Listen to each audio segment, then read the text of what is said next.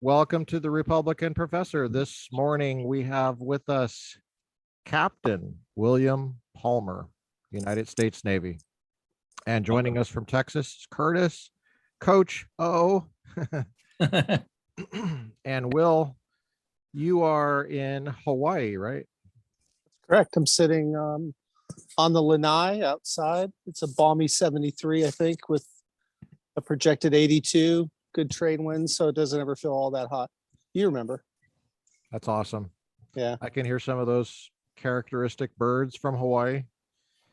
And we're really happy that you joined us this morning, Will. Thank you. It's a pleasure. Yeah, welcome. Thank you, Curtis. Now, Will, you've been in the United States Navy for 34 years. Does that sound right? That's correct. I was trying to do the math. I think you came in 1988, if I recall. I was in 8th grade at the time. I did not know you at the time. I met you, I guess it would have been in 1995, probably. That's about right. That's about halfway through that aircrew tour. Yeah. Okay. Yep. You and Chris and I forget if Jen Doherty was Chief before you. Chief Toke was the first guy I met. He's a short Korean guy. Seemed like really carefree, really always in a good mood. Seemed like a nice, decent guy to be around. He, well, you know, we're already people are going to be lost here because they have no context for what we're talking about. Yeah. I was in the United States Navy. I served for 7 years total. I extended twice. I might have even extended 3 times. I can't even remember. But I was people ask me what I did in the Navy, and usually I just give them the short answer. I cleaned bathrooms. And you know, but we did a lot more than that in the Navy. And I guess we'll just say I was a Chinese linguist. I was trained in Mandarin Chinese. We were trained in intelligence and other stuff as well. I was in an element that flew air crew. So I got my wings. And when I arrived in Hawaii after years of training, that's where I met Will. And it was, can I describe the building, Will, do you think? I mean, it's an underground facility, multiple floors. You have to walk a long pathway in and then through a tunnel and on in. And from there, it's just, it's basically how long was like that a warehouse. Tunnel? Yeah. How long was that tunnel? People would complain that it was a mile, but I bet it was like a quarter mile. Quarter, maybe a little, almost a half a mile, but not to a half a mile. Yeah. Yeah, I Not would bad. say it's a quarter mile to maybe, something like that. I don't know exactly. I know that it made a certain sound.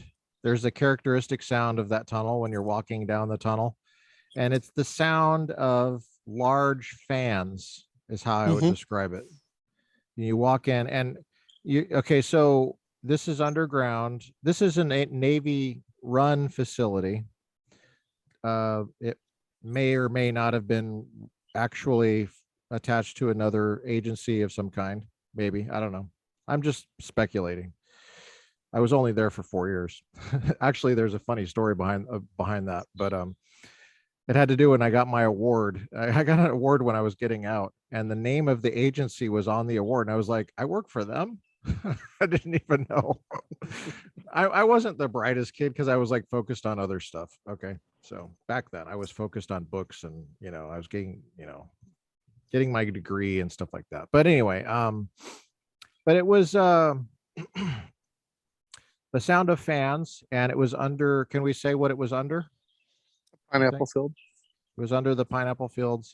So this is run by the Navy. It was a Navy captain, which is Will's rank now. And Will, you were a first class petty officer at the time. And I remember you had your aircrew wings, and I think you already had one other designation, maybe 2. Will, I'm trying to this is really hard for me to describe to people what Mhm. you were like, because for me, I was really proud of my aircrew wings. Like, I worked really hard to get those aircrew wings. I remember it was like a 10-hour exam, and it was in flight, and Mhm. it was like, well, it was longer than that, because if you count the whole thing, it was like probably 12 or 14 hours, because it was pre-flight, it was post-flight. There's stuff in the air you have to do. Um, Mhm. there's a written portion. You Open you and were closed book. quizzed. Yeah, you were quizzed on the fly. You had to put a parachute on within a certain amount of time, very small amount of time. There was all sorts of stuff you had to do. And at the Mhm. same time, there's like a mission happening. And you're participating in that too, Mhm. which we can't really say what that mission was. But um,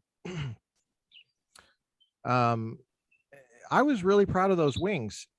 And there were designations you could wear on your uniform, like subsurface, that they call them the dolphins. There was one that was a surface warfare. So subsurface warfare, you could get Mhm. surface warfare, air warfare.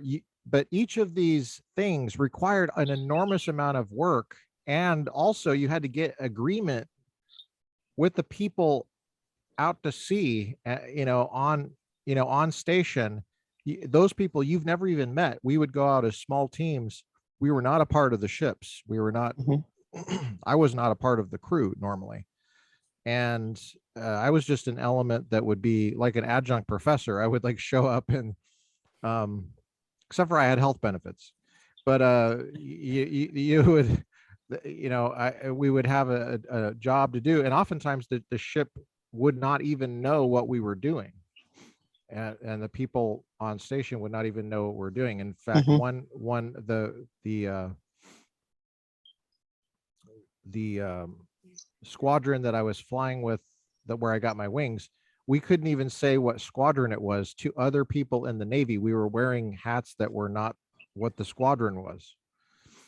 Uh, Basically, we were lying to other people in the Navy on our Mhm. own Mhm. base. Do you remember sometimes they give us a hat of a decommissioned squadron?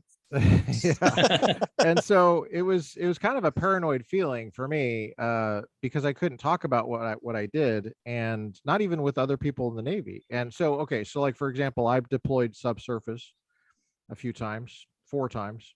I went out, thanks to a guy named Senior Chief Berger. On burger. Senior Chief Berger.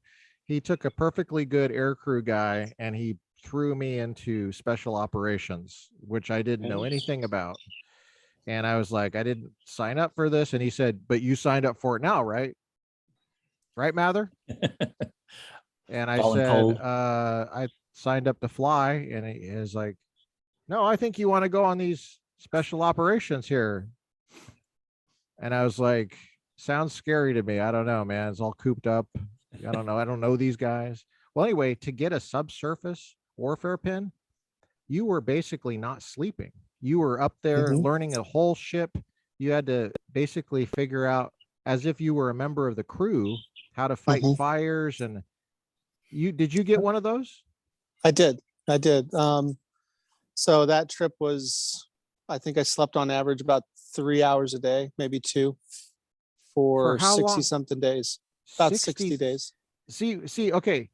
Now I'm getting there. I'm young. I'm 24 years old when I Mhm. arrived. No. Sorry, I was 24 when I got out.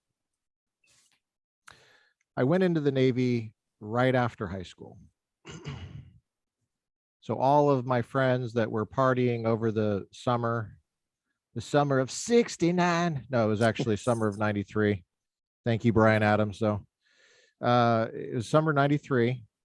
Bill Clinton was president, and I was in boot camp. And I got to Hawaii in September of '95. That's when I would have met you, Will, unless you were out on a Mhm. trip. And then I saw, randomly people would show up at work in Hawaii Mhm. that I'd never met for like a month. And they're Mhm. because they're just coming back from a mission or a trip or a deployment or whatever you want to call it. Oh yeah. And so I might not have met you right away, but I probably met you sometime that fall. And when I saw your ribbons, you had all these ribbons, like stacks and stacks and stacks of ribbons. It was like Costco for ribbons, like bulk ribbons. And you had these warfare pins, and I had no idea what it took to get these warfare pins. But once I started figuring out, because I would deploy with these people that were getting these warfare designations, I was like, how did Will do that? How did you have the internal drive to get all of those signatures from all those guys in the weapons station and the whatever, the nuclear station? Did you have to do something with the nuclear station and the You had to learn. navigation? You didn't have to learn exactly how they did it, but like the cooling loop, a lot of the auxiliary machinery, like air conditioning, water production, ventilation. You had to have an understanding of how they do it in general. And some of the systems you actually had to trace, which was, figure out where the pipes went, the primary valves. That was particularly true for the ballast system. But yeah, you had to learn about emergency power generation, navigation, communications, basically from stem to stern. You learned at least the basics of it. In some areas, you actually had to memorize and draw. You had to actually draw systems too. Systems meaning like you had to draw the air conditioning system or the secondary or primary loop system, or so that as you're walking through. I remember when I took my after you get your card done, which is essentially almost like if you're a Boy Scout, like you have your list of requirements, right? And you sign off each line item in your Boy Scout handbook for each of the rank things, right? So you have each one of those.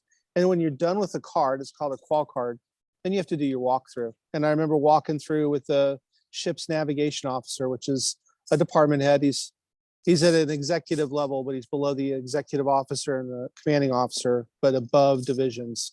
So he has multiple divisions that he You're still on a submarine, right? Yep, still on a submarine. So I had to walk through the nav, and I remember we had to put in, we had to hook into emergency air, right? Certain casualties on a submarine will make the air toxic. So you have to have these, or fire, for example. So you put on this breathing apparatus, and I know you remember these, and then you had to hook it. To me, it wasn't fun. Was it fun for you? Oh no. So for my qual, we started all the way forward. He put a hood over me, and I got to hook up into the airline that went all the way through the ship. And then goes, okay, you've got to go to AMR lower level from the bow. And you can't that see. air smells like something. It smells like the air smells like ass or something. I don't know. It smells like ship ass. Yeah, amine. Yeah, amine. It's horrible. You can always, I feel sorry for the submariners. They go out on Liberty or whatever. Me too. You could still smell it on them. But yeah. So you're like literally you're running. You can't find the next outlet. You're desperately looking for it as the rubber is now on your eyeballs. It's sucking all the way in, and you're wheezing. Oh, it sucked. And you can't see very well. I mean, if it was really smoky in there, I just don't even know. Yeah, I mean, are you hitting your head and bumping around and stuff? Oh yeah. Oh yeah. You look like a total idiot. I don't know how anybody ever won any war, basically, but I mean, and this is like the most advanced stuff, right? I mean, can you imagine World War II? What they were using? Right. Well, but yeah, it took a lot. Yeah. How old were you when you were doing that? How old were you when you came in the Navy? I was 17, which I beat my grandfather came in when he was 16. He faked his signature to go into World War II. So a little bit older than him. God bless him. Yeah. Awesome. He was a small guy. I was just at a World War II exhibit at the Reagan Library honoring my grandfather, who was a Navy fighter pilot. And there was a part of the exhibit was a big photograph of a kid that went from 6th grade to World War II. He was 12 when he signed up, and he lied about his age. Somehow he got away with it. Wow. This kid was decorated. And he got a Purple Heart, and he got I think it was a Bronze Star. Wow. And his Bronze Star was yanked when they found out of his age. His mother told on him. Can you imagine? Can you imagine fighting in World War II, getting wounded, and then your mother takes you by the ear and says, tell them what your real age is. And you're like, Ma, I got like a grenade stuck in my. Anyway, I think it was a Republican president years later gave him his Purple Heart back. But not the Bronze Star. Not the Bronze Star. But they were, well, you know. That's crap. Yeah, that should have been like an automatic upgrade to Silver Star. I don't know what. Yeah, I know. You're not even old enough to vote. I guess it's fraud, but you know. But you did get wounded. You did have half your ass blown off. So you know, I mean, what kind of fraud would you call that? Would you call that moral fraud? That'd be really hard. That'd be a really hard case to sell. Well, actually, especially in war, it would be the parents actually, because he was a minor. Anyway, I'm not going to get into the technicalities, but Will, I wanted to go back to, I mentioned when you were going through what it took to get the subsurface warfare designation. You're a Chinese linguist at this time, right? I mean, you didn't say that, but you were trained in Mandarin, right? Right. Just like you. Same place I went. You were way ahead of me in terms of age. So we didn't overlap in school, but so you're doing all of this technical stuff. You're trained in language. You're not trained in all this other stuff. And you're with these guys that are on the ship, and that's what they do. That's their entire training. And you're trying to get their signature, and they don't even know what you do. They know you were a linguist when they were signing your stuff? So it depended on which warfare pin we were talking about. So for both, it was just they knew, but they would know at different times, right? Who's signing your forms? Is it a petty officer that's signing your forms, or is it chief? Well, who had to sign your forms? Typically, it's only the most senior people in that area or the division, right? So if you're going to an auxiliaries, the auxiliaries division, right? They would only have their top performers signing those off. And what Lucas doesn't say, because he's being nice, is that some of those folks don't want to give you their signature. That's exactly right. I'm glad you said that. Yeah. Yeah. So why would they not want to give you the signature? Because you're not part of the crew. So yes, it's kind of, and they're really, really busy. So they don't really want to spend a lot of time doing other stuff. And it's almost seemed like you were, many of them saw it as you're trying to grab something and not give back, meaning like you're going to get this pin.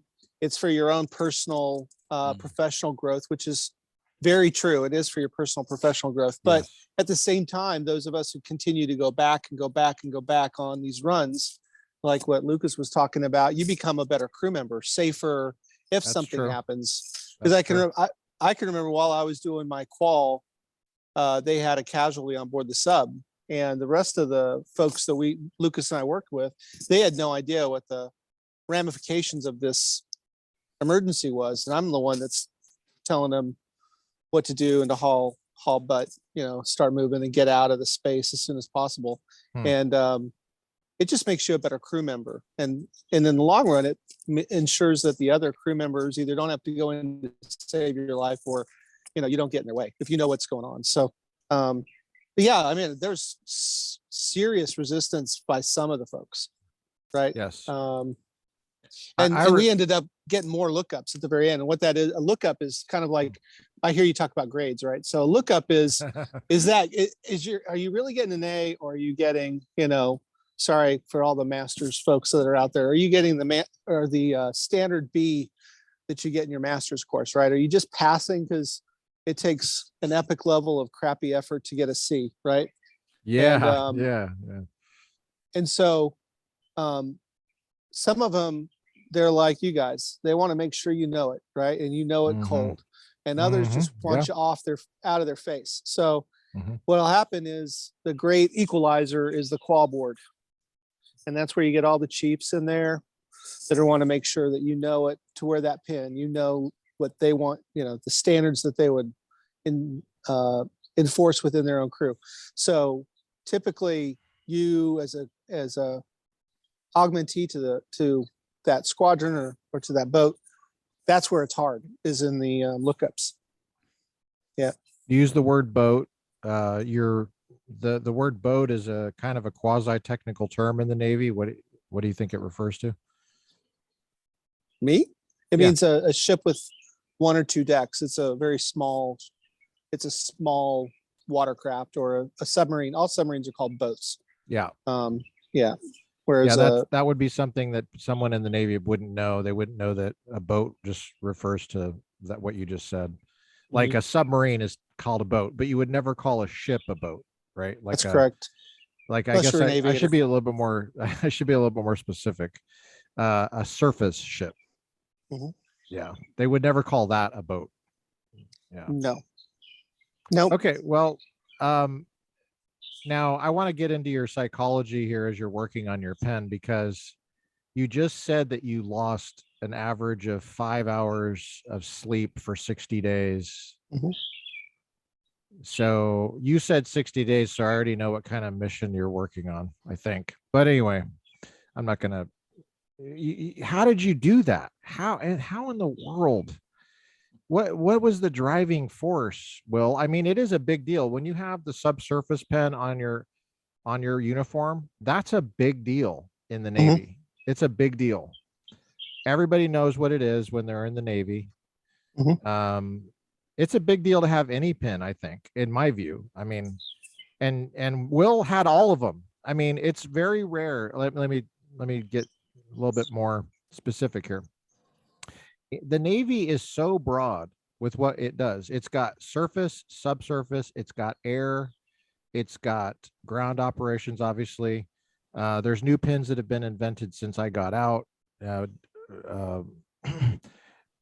when I was in the 90s, surface, air warfare, subsurface, and air crew. And obviously SEAL, if you got the special warfare pin, that's huge, obviously. And then you have, the SEALs always had the jump wings as well. But you had all of basically the non-SEAL designators. You didn't have diver, I guess, but that's another one. But Will, that took an enormous amount of work, and you did it all not being stationed in that full-time in that thing. You were intelligence, and you were just popping here and there, and you were somehow convincing these people to basically sign off on all your stuff. And you obviously had to know the stuff. This took an enormous amount of dedication. Was it just an insatiable curiosity on your part? So part of it was the fact that I knew I was going to stay in the Navy until they told me to leave. Right. So, okay. All right. I grew up. Well, wait, hold on a sec. Why did you have that? Why did you know when you were so young that you were like, yep, this is it. I'm going to be in the Navy forever. How did you know that? It's probably a combination of about three different things. So first off, I grew up, my dad was in the Navy. He got injured in Vietnam and then discharged. And then my grandfather was in for quite a long time. So he was in from World War II through Korea. And I grew up listening to sea stories. And so I tried to get in the Naval Academy, but my eyesight was bad. So they really wanted pilots. And I was like, I think I was the third on the list or something like that. So when I knew I didn't get the scholarship, I didn't want to have my parents paying for my future. I was kind of proud. I didn't want that to happen. I wanted to go on my own and get my college on my own. So I enlisted. I wasn't really sold on staying in at that point. I did some stupid things when I was younger, and I was kind of thinking about getting out. And I remember going home on leave and watching my friends kind of flounder between jobs as they experimented or as they were trying to figure out who they were. And I realized I really liked serving my country, or I like serving people. And so I knew at that point, after that first leave period, that I was really at home with the Navy. But what really cemented it was that one trip that we were talking about where I qualified. And I can remember talking to the commanding officer, and he was asking me, the second class petty officer, for advice. And I was like, it was empowering. Say that again, and then we're going to explain the ranks. Say that one more time. Yeah. So I had a commander who was the commanding officer of that platform that, And so he asked me advice on some tactical advice. I'll put it that way. Yeah. And so that was empowering, but it was also a deep sense of responsibility and the fact that that in the Navy, Yep. that could happen. And Yep. not only Especially- because I was enlisted, Mhm. but just in general. I'm a young kid at that point. I think I was, I don't even know, I can't remember if I was 21 or 22. I mean, like, that's kind of crazy if you think about it, right? This, easily let's billion, yeah, Yeah. oh, go ahead. Yeah, say the numbers. it's probably like today, it's easily $1 billion platform. Yeah, and you So- said billion with a D as in dog.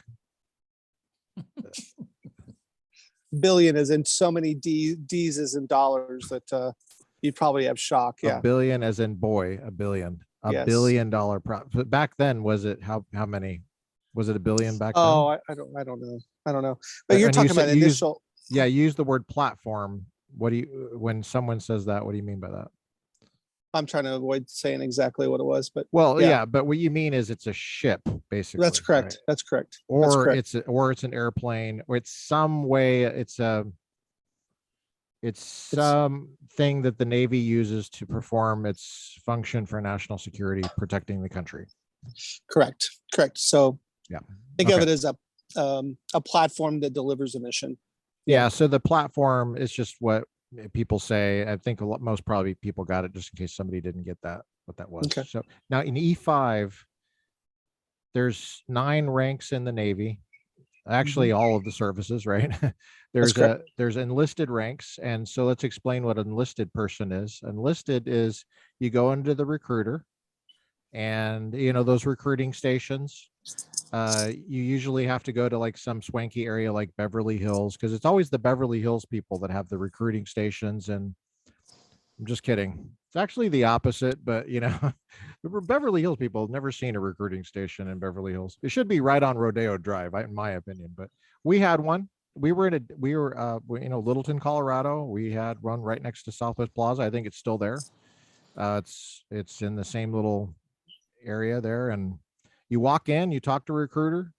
What was that like for you? What did they try to get you to do? And how did you choose to be a linguist? How'd that come out? Well, you're actually going to find this funny, right? So my recruiter was a Russian linguist. Oh, you lucked Yeah, out. I did. Lucked out. Yep. So again, it was one of those swanky recruiting centers and on North Oak and Kansas Did you know City. about being a linguist at the time? No, but I was crazy about Spanish. Like I had a girlfriend from, that was born in Mexico, and all we did was, we jammed in Spanish a lot. I loved Spanish. And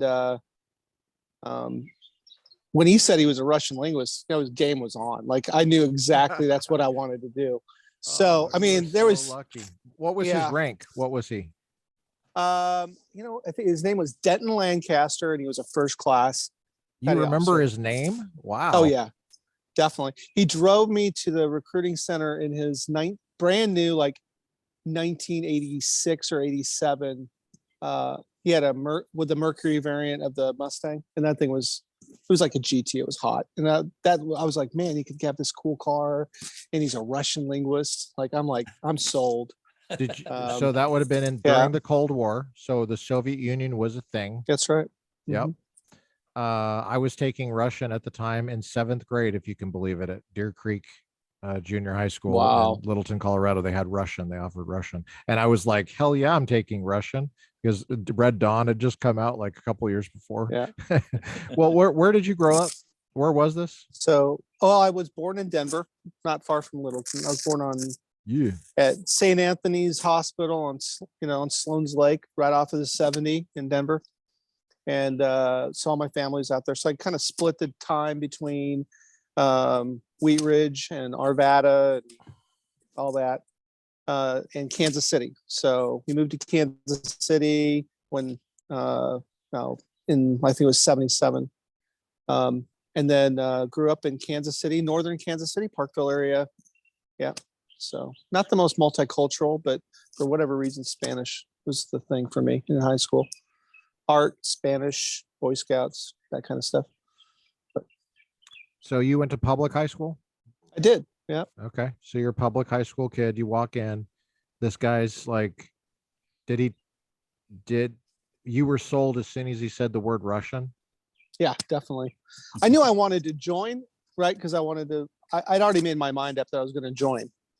And I was dumb at one point because I knew I really liked the Navy, but I think I entertained like the Army for a little while, the Marine Corps. But then when the Marine Corps said, I won't guarantee you a job, I had no intentions of doing it. And you know, what's funny is I took the Defense Language Aptitude battery test, which is it's a fake language. It's almost like Klingon written down. And yeah, unless you're a Star Trek nut, you know, it's a made up language. Yeah. And I got done and they grade the test instantly. Right.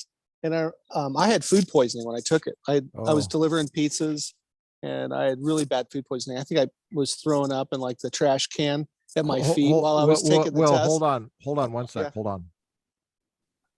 So you were saying. So yeah, I was saying that I was taking that Defense Language Aptitude battery test. Yeah. And I'd get some bad pizza the night before. So I don't know how many times I threw up that day, but I've got the trash can in front of me. I'm throwing up in the trash can. I'm taking the test and I scored high. I scored like a 143 or something like that. And I don't know. That's really high. Well, I don't remember the number. That's really high. That would be really high, high. What's the limit? Off the charts. What's the limit? I don't know, but it's really high. So and that means that you couldn't take Spanish then, basically. Yeah, definitely. Because the higher you get, the higher. Well, you tell them. Yeah, the higher you get, they may want to make sure you go into a different classification of language. So, but it was really funny because I grabbed the trash can, right, and the liner because I didn't want somebody else to take care of it. So I've got this bag of vomit, right? I'm standing there, and I'm trying to get to like throw it away. And the guy who ran the test was a Marine. So he'd already called because he graded it. He'd already called down all the Marine recruiters that were just sitting around, you know, waiting for something to happen, I guess, at the processing station.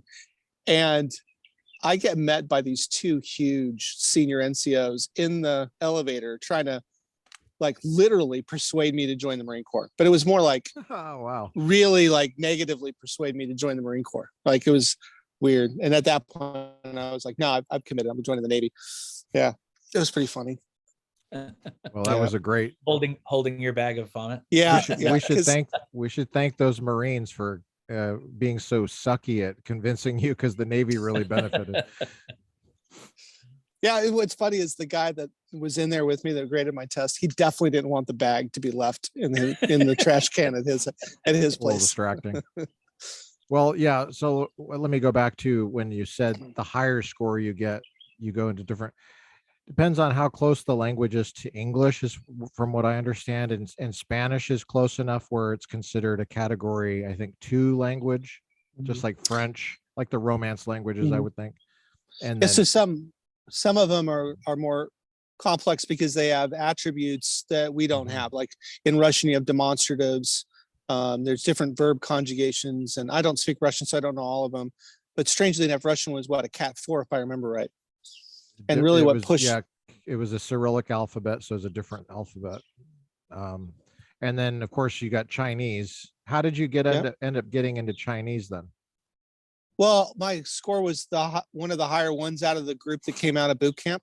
So they asked me what I wanted, and they really didn't give me much of a choice. It was like Russian, Korean, Arabic, and Chinese, right? Yeah. But they did give you a choice.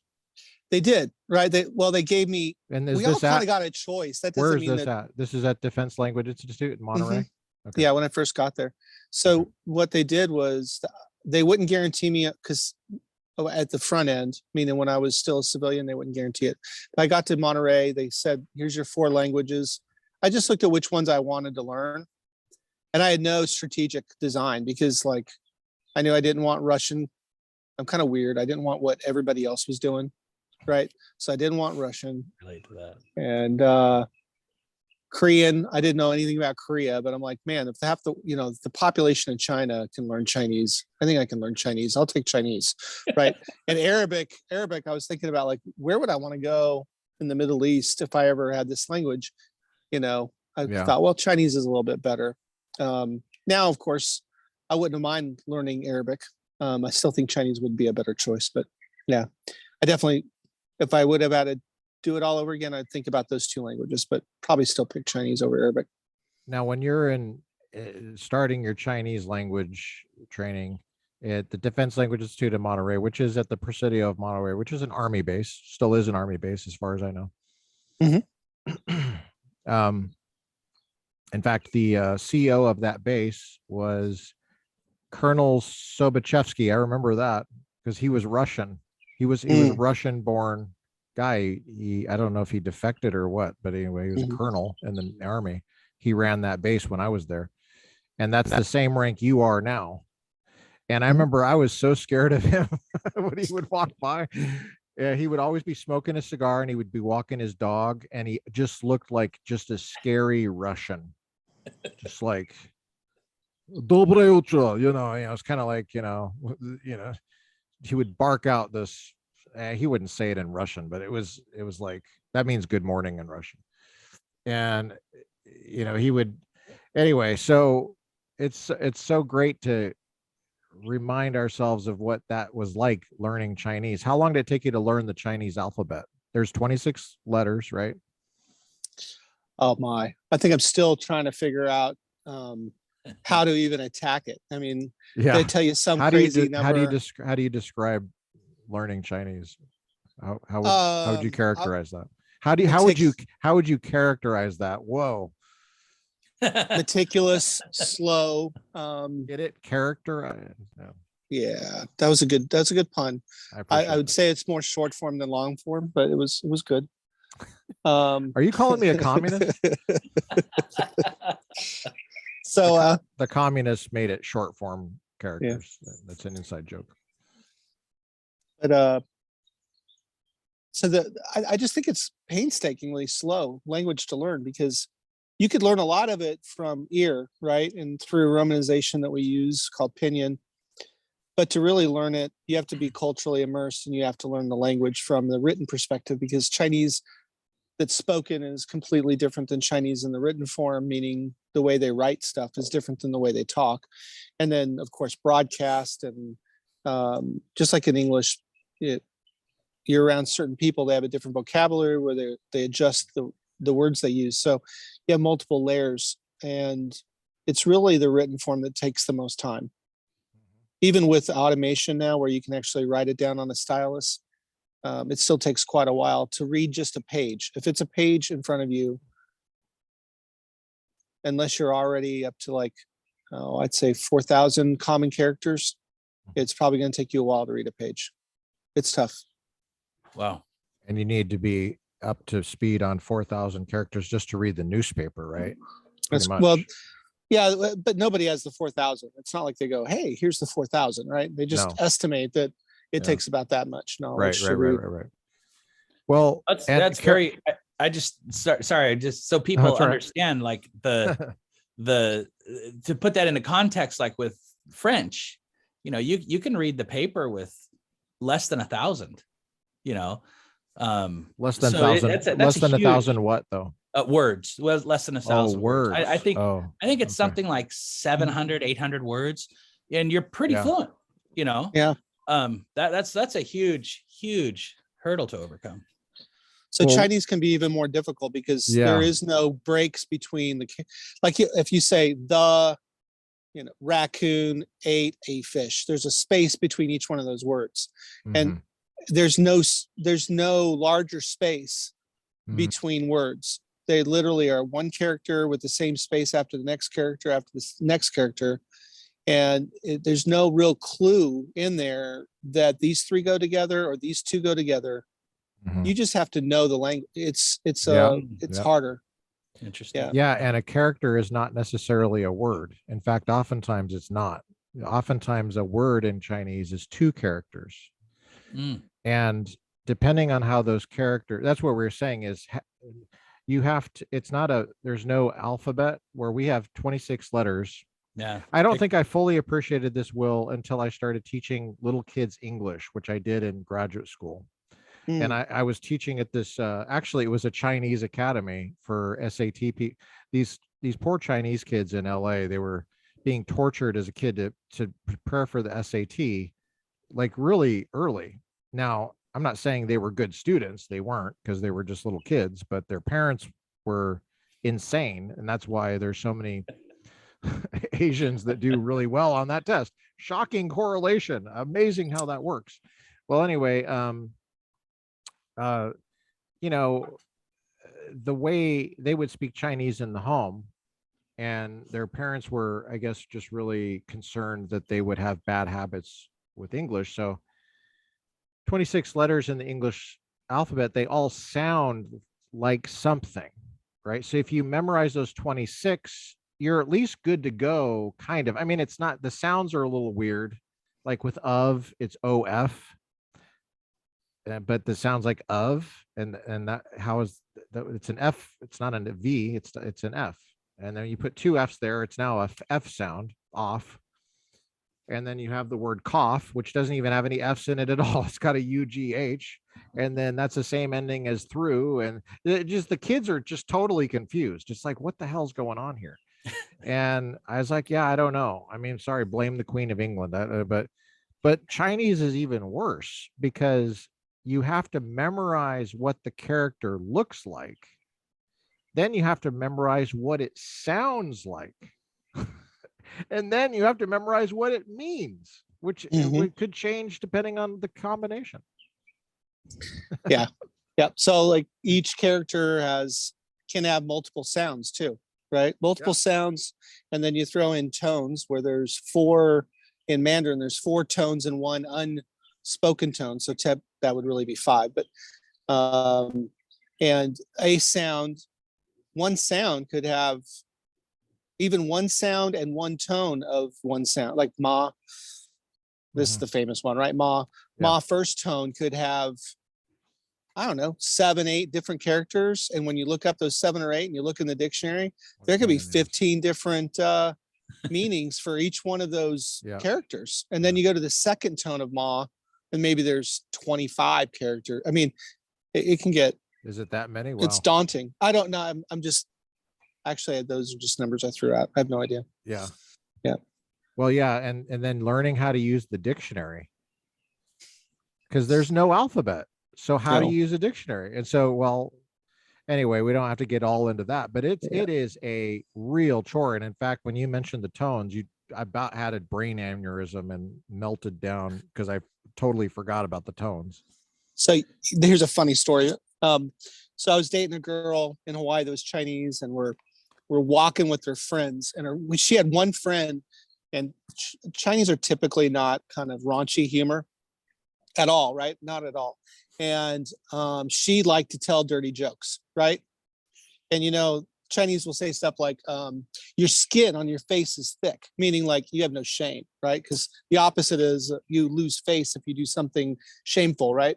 So that's the way of like them like elbowing each other, like, oh, that was funny, but you have no shame, right? So I forgot one character and spoke the only other character in the wrong tone. So the word is, they would say, 你的脸皮很厚, which means the skin on your face is really thick. Well, not only did I forget lien, which was face, right? I pronounced P in the wrong tone, which was butt. So I told her butt was big, and like they're all cracked it up. So I mean, disasters over like a tone. It's pretty funny. It is funny. Well, so you now, Will, you're convinced you're going to be in the Navy forever. You get all these crazy warfare designations. You're working underground in Hawaii, so you don't even get to enjoy the outside area because it's all closed. You're going on all these deployments and trips. What happens after Hawaii? You left in what, 1997? Is that right? I did. So where'd you go after that? I was commissioned through Seaman Admiral. So as part of the legacy, we call it the Legacy Seaman Admiral program. And the only difference is essentially what happened is Admiral Borda had been commissioned on a similar program in Vietnam. And he wanted to reenact that, which was a possibility for enlisted sailors to be commissioned based off of their contributions to service or their excellence in what they do. And so they tried it out initially with 50 sailors per year. So I was in a part of the third year of the Seaman to Admiral program, selected, with 50 people to go to officer candidate school in Florida. And out of we the did whole not go, Navy, right? And the whole Right. Navy would have been how many sailors at that time? 500,000? Or that's probably, that's the aggregate number of total, of people, but you had to be, Okay. there was a lot of there's a lot of other constraints. You couldn't be 27, right? You couldn't have any, you could be 28, but you couldn't be 27. sorry, you couldn't be older than 27. Yeah. And then I think there's a few other things. But it brought that number down a lot. Now I remember, like, you have to take an officer aptitude rating exam, which is kind of, if you push fluid in a cylinder this direction and there's pressure on one side, it's a little bit like our ASVAB, which is what enlisted take, but it's also a little bit of attitude, like what you think about things or whatever. So they're trying to find out conformity. And then there's a similar test for did they want conformity? Aviation. Well, aviation wanted it for the aviation element. They have a separate test, and that one is trying to see how close to the edge you'll get. It's kind of like what kind of aggressive personality traits, because you can't be a pilot and be conservative, right? You have to be a liberal. No, I'm trying to only Democrat pilots in the Navy. Yeah, exactly. But they want somebody communist, even better. I'm just kidding. I know a couple. So I'm sure. But I went through SEER with one. Not really. I'm just kidding. There's some schools you'll never forget, right? I went through SEER with an idiot pilot at my side, but he got us caught. We wouldn't have got caught if he would have done what I told him to do. But anyway. Yeah. So then we think SEER is not a good topic on this show, because Malcolm Nance is going to pop up, and I don't want to be on camera talking about Malcolm. So I don't even know who that is. He's an MSNBC pundit. Oh, okay. And I went through language school with him. Really? Yeah. And then he was coming through for Modern Standard Arabic Advanced, or maybe intermediate. I can't remember. And then later on, I met him as a senior chief when he was at SEER school.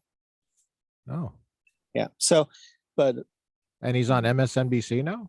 All the time. You can Google him. You'll see Ben Shapiro annihilate him on debates. So, and when you listen to him, as a former Crippy, you'll probably notice some issues with what he says. So, anyway, he's a very popular MSNBC pundit. But so I guess they take if they were like, oh, you're in the Navy, okay, good, then come on, we need as many of those people as possible, so we can show that we're Americans too, and we love America. Yeah. So if you want to go back to the numbers to figure out how many produced 50, I can tell you in my room there's multiple tests of the OIR, right? This officer aptitude rating exam. There's probably 40 people in the room with me. When I took it, only 2 of us passed. So wow. Yeah. And then the board, so I don't know what the aggregate number throughout all of the fleet concentration centers, meaning like the big Navy bases. I don't know what that where number did you take that exam? Down in Pearl Harbor. Okay. So different base. Okay. Mm-hmm. And then there were 1,000, I think 1,500 people went to the board. And from the board, they selected 50. Wow, that's awesome. That's a real, and I think Captain Rappin at the time, who was the CO of our operation there, he had been commissioned as Seaman to Admiral. Did you know that? Yeah, when I left, he told me that was his commissioning path as well. Mm-hmm. Yeah, because I saw pictures of him as a first class, like years before that. With the beard. Yeah, that's right. That's right. So you were you on, I don't know if we can say the name of our duty station there, but when we were at the same duty station in Hawaii during the 90s, were you there for a full 3-year tour? Okay, we And can say the duty station. I mean, there's legislation going on for health. There's some health problems some of yeah, them are having with asbestos. So, I mean, the duty I saw station's that. Yeah, known. I saw So that. Okay. it's yeah. I was at NSGA Kenia for 2 tours, so 6 years.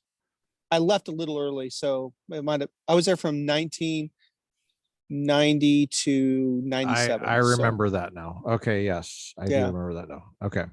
So I'm just trying to get the yep. years right. So you were there for almost 6 years. Mm. And how far into the second tour did you take that test to become an officer for Seaman to Admiral?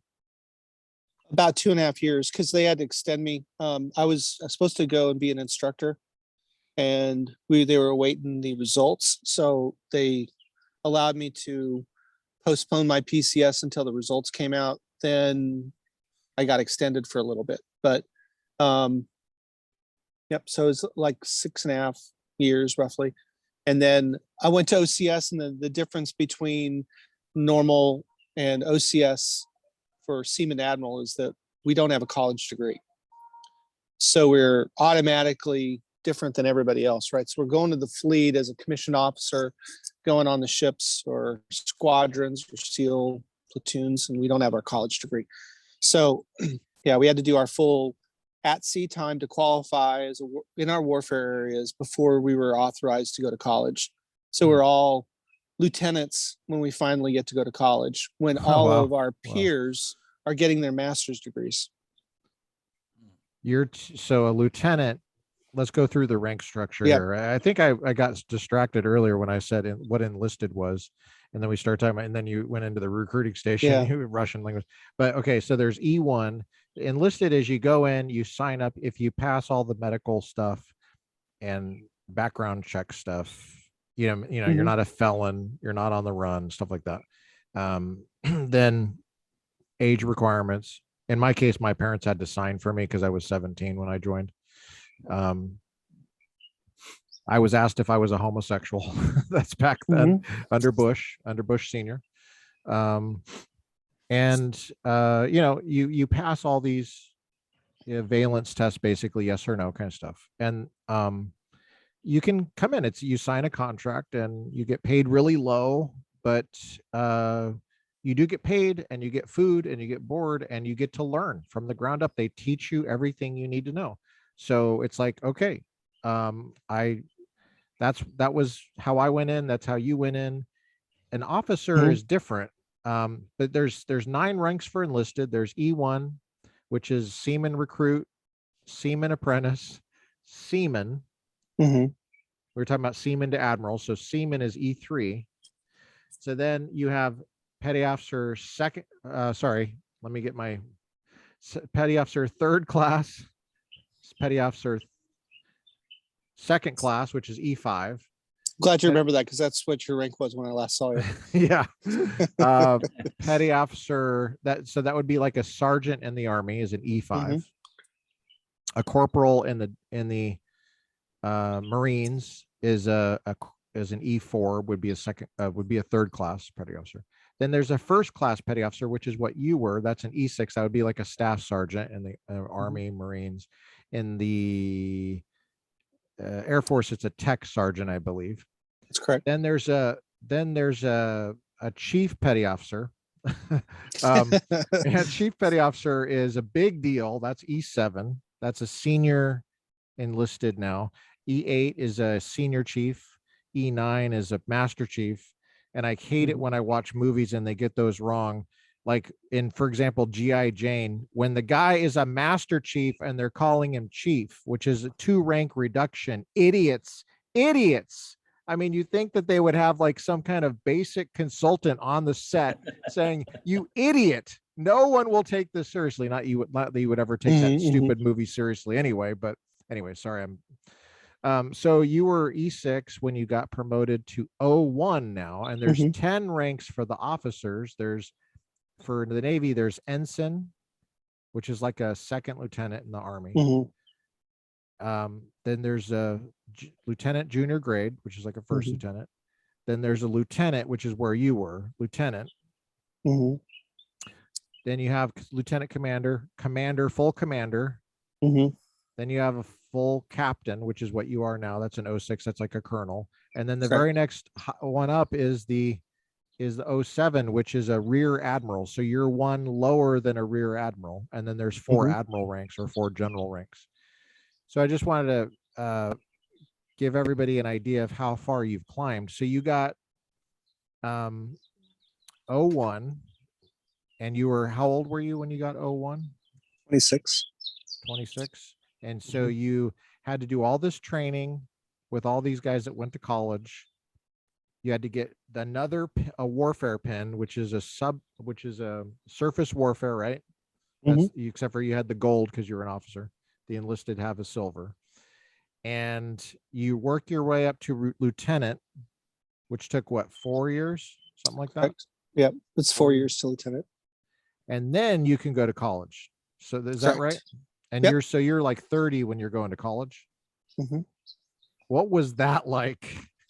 And I'm very interested in that as a professor. I wanted to know because my older students were always better in certain ways, but Well, I think it's easier to prioritize when you're 30, going through college. where did you go? I went to University of San Diego. Were they paying International relations. You were getting paid, right? Absolutely. Normal It was a Pell. salary? It was essentially a Pell Grant. With one thing, I had to pay for books. That was it. So like $500 a semester type of thing would come out of my own pocket. The rest was all paid for, plus my salary, my housing. Which food, your all that. salary as an 03 is pretty good, right? I mean, I think Yeah, I mean, 03 okay. is not bad. Yeah. Yeah. Sorry, 03 is not bad. Yeah, compared to E6, what was it? Was it a lot more? I can tell you 01E from E6 was like close to 1,000, I think, maybe a little bit less. 1,000 more a month. Right. Okay. And then it's about $500 a paycheck more for 01 to 02 and 02 to 03. But we were also a little 500 per paycheck, did you say? Yeah. About a $6,000 a year increase. Yeah. Roughly. That would be 500 a month, not 500. So you're correct. You're correct. Yeah. 500 a month difference. Man, I'm seeing all these About dollar that. signs. I'm seeing all these Yeah. dollars. Yo, you know how many new cars I'll be buying? So did you go out buy a new car? I had a car problem. Yeah. But I didn't buy. I was married, right? So I didn't buy anything like super cool. I was buying like a minivan and a Civic or something, I didn't have anything really nice. I had a minivan when I was in Hawaii. That's the first Yeah? car I bought. Yeah, it was a Mitsubishi something, and I remember I had to add oil to it quite often, and I had to open the passenger seat, and then the hood was underneath the passenger seat, and I had to do that. It was cool though. I took naps in there. That's why I basically bought it. So I could take long lunches. I was not a very good sailor, Will. I was I don't remember that. I was the opposite of you. Okay. I don't remember. I would go down and take a nap in my car. I remember laughing all the time, but I don't remember having discipline problems with you. No. Maybe yeah. No one noticed that. That's why I did it, because it was like someone would eventually say, "Where's Mather?" And so I'd have to make sure I showed back up. But so many people took a long lunch to go work out and go PT and train and stuff like that. So back then, if you remember right, we could have what was called liquid lunches, and I don't know if that was some policy. I highly doubt it. Right, the liquid lunch was go to KMO Farms and have a beer. Yeah, at lunch, right? You can't do that anymore. I never did that anymore. Of course, I never did that. I turned 21 there, Will, and I hadn't started. I had when I showed up, I was 20, and Chief Tokamoto and all that. Chief Tok there in what's called the flight shop. Mo Lester. His last name was Lester. His first name was Mike, but he introduced himself as Mo. And I never put it together. I never didn't know that was a joke until I answered the phone one time and I said, Petty Officer Mo Lester. And I was like, oh, geez, that's what that is. Idiot. Oh, my gosh. Anyway, so stupid. I probably shouldn't joke about that stuff because people have actually been traumatized by that stuff. But anyway, he was a great guy. But the first thing they told me to do when I got there was get a will, get a power of attorney. I was like, get a will? What are you talking about? Yeah, make sure you have a will because you might die. And I was like, holy crap. And then get a passport, get a passport and a will and a power of attorney. I was like, what the hell is going on here? Chill out. Hey, chill out. Okay. Chill out. Okay. No, but I didn't really do that. I was too freaked out. So yeah, so we went and got a passport and a power of attorney and a will. And just basically making sure you're squared away on basic stuff.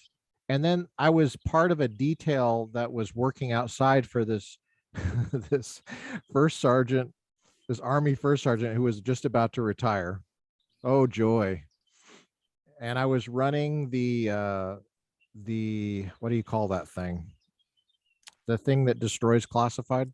It's like a little the burn bags. It was the burn bag facility. That was what I was running as a third class. I turned 21 on a work night. And all my language friends said, we're going to take you out, so they took me out to like Honolulu.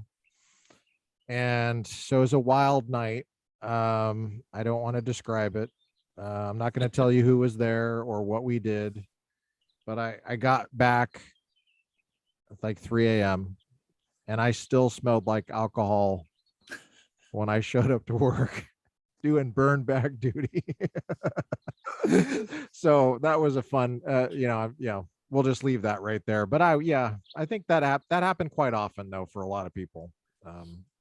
But Will, I'm trying not to go down a bunch of like rabbit holes because yes, burn bag detail is definitely something I remember extremely negatively. Because if you remember right, do you remember the U-Haul truck? Because they couldn't. I drove it. You were on it? No. I'm talking about the one that opened up with TS coming out. Oh no. Yeah, I remember. I wasn't driving that one. No, I had duty the next day. Goodness. That was not one of my favorite days in the Navy. That's for sure. You said TS. Yeah. What's TS? Top secret. So what happened is the burn bag facility at Kania, the shredder broke. And so they had to take it down to Pearl Harbor. And some genius said, all right, let's get a U-Haul truck. And I mean, there's got to be officers who approved it, right? Yeah. So they got, and these are like great inflated officers that, we'll just like, well, these were like third class petty officers. They said, okay, well, shove it filled with like top secret, right? And it's not just top secret, it's like caveated material. Yeah, right? SCI, which is sensitive compartment of information. Into the back of a U-Haul. And they didn't secure the door right. So if they were driving over an area that's got a huge ravine, the Mililani Gulch. They're driving over Mililani Gulch. Is this on Koonia Road or is it H3 or H1? Sorry, H1. It's H2. It's on H2. Sorry, H2. Leading towards H1, right? So it's on a highway. It's on a major highway. Oh, it's like a 4-lane on both sides, right? And then the gulch down into essentially a jungle, right? And that back opens up and burn bags are falling out. They're shattering. Idiots. Oh There's like top secret in people's like grills as they're driving through the paper cloud. Man. Yeah. So I ended up having duty the next day and Did you have to clean it up? Happy. How did they handle that? No, I had to deal with the sit reps that were the situation reports that were being generated as the quarterdeck watch. Right. So I had to deal with all the reports that had to be made and the security violation stuff from I was the OD. And what was funny was the person before me didn't turn it over. I had no idea it happened, right? Because they didn't turn it over with me. And XO, which was Commander Sablon, comes in. I remember him. And he's like breathing fire at me because I didn't know about it. And I'm like, what year was that? What year was that? I think it was 96. It was like, I was a first class. So 96, probably on my way the last year or so. But So Now okay, so you're in 03, you're in college. What was that yeah, college like for you? Was it helpful for you? Did you learn anything? Was it a waste of time? What did you think of your fellow classmates? well, I would What did you say it think of was the like a dream professors? come true, right? I mean, none of my family members ever went. I mean, on my Yeah, yeah. that's not quite true. On my mom's side, I had one aunt that was she became a doctor, That's cool. and I had one uncle whose wife taught at University of Colorado Boulder, right? She was a chemistry teacher. Did you go to Boulder for a little while? No. No, no. Yeah. I So taught up there, but I didn't teach. I taught University of Colorado Boulder class, but I yeah. not on campus at a day spring. And I was Yeah. just it was a class that was offered for credit at Boulder, but no, yeah, Yeah. I didn't go there. She's kind of famous because she taught chemistry and she was deaf. So, a lot of people who took chemistry, either they knew her, right? But anyway, those are the only two. Certainly on my dad's side. My dad's side was kind of like Australians, you know what I mean? The history of Australia, right? So if my family would have been in Britain, they probably would have been exported to Australia. So I was the first to go to college. So it felt like a privilege. It felt like a dream come true. I was totally into it. You took it And seriously. yeah, so the perspective I had was I wanted to learn international relations because it's kind of the other end of the scope from being in the military, right? So if you think about diplomacy and all the other efforts around international relations, it's learning about all of the factors that could lead to war. So I thought it was a good degree. It fit well with Chinese Oh yeah. background, Yeah, yeah. and I really enjoyed it. I really enjoyed it. And USD is, a beautiful campus. Yes, it is. The professors are really good. Hmm. So I had a good time. And I mean, they were small classes. So I think one class was 45 people. That was the largest class I was in the whole Mhm. time. And most of them were under 30.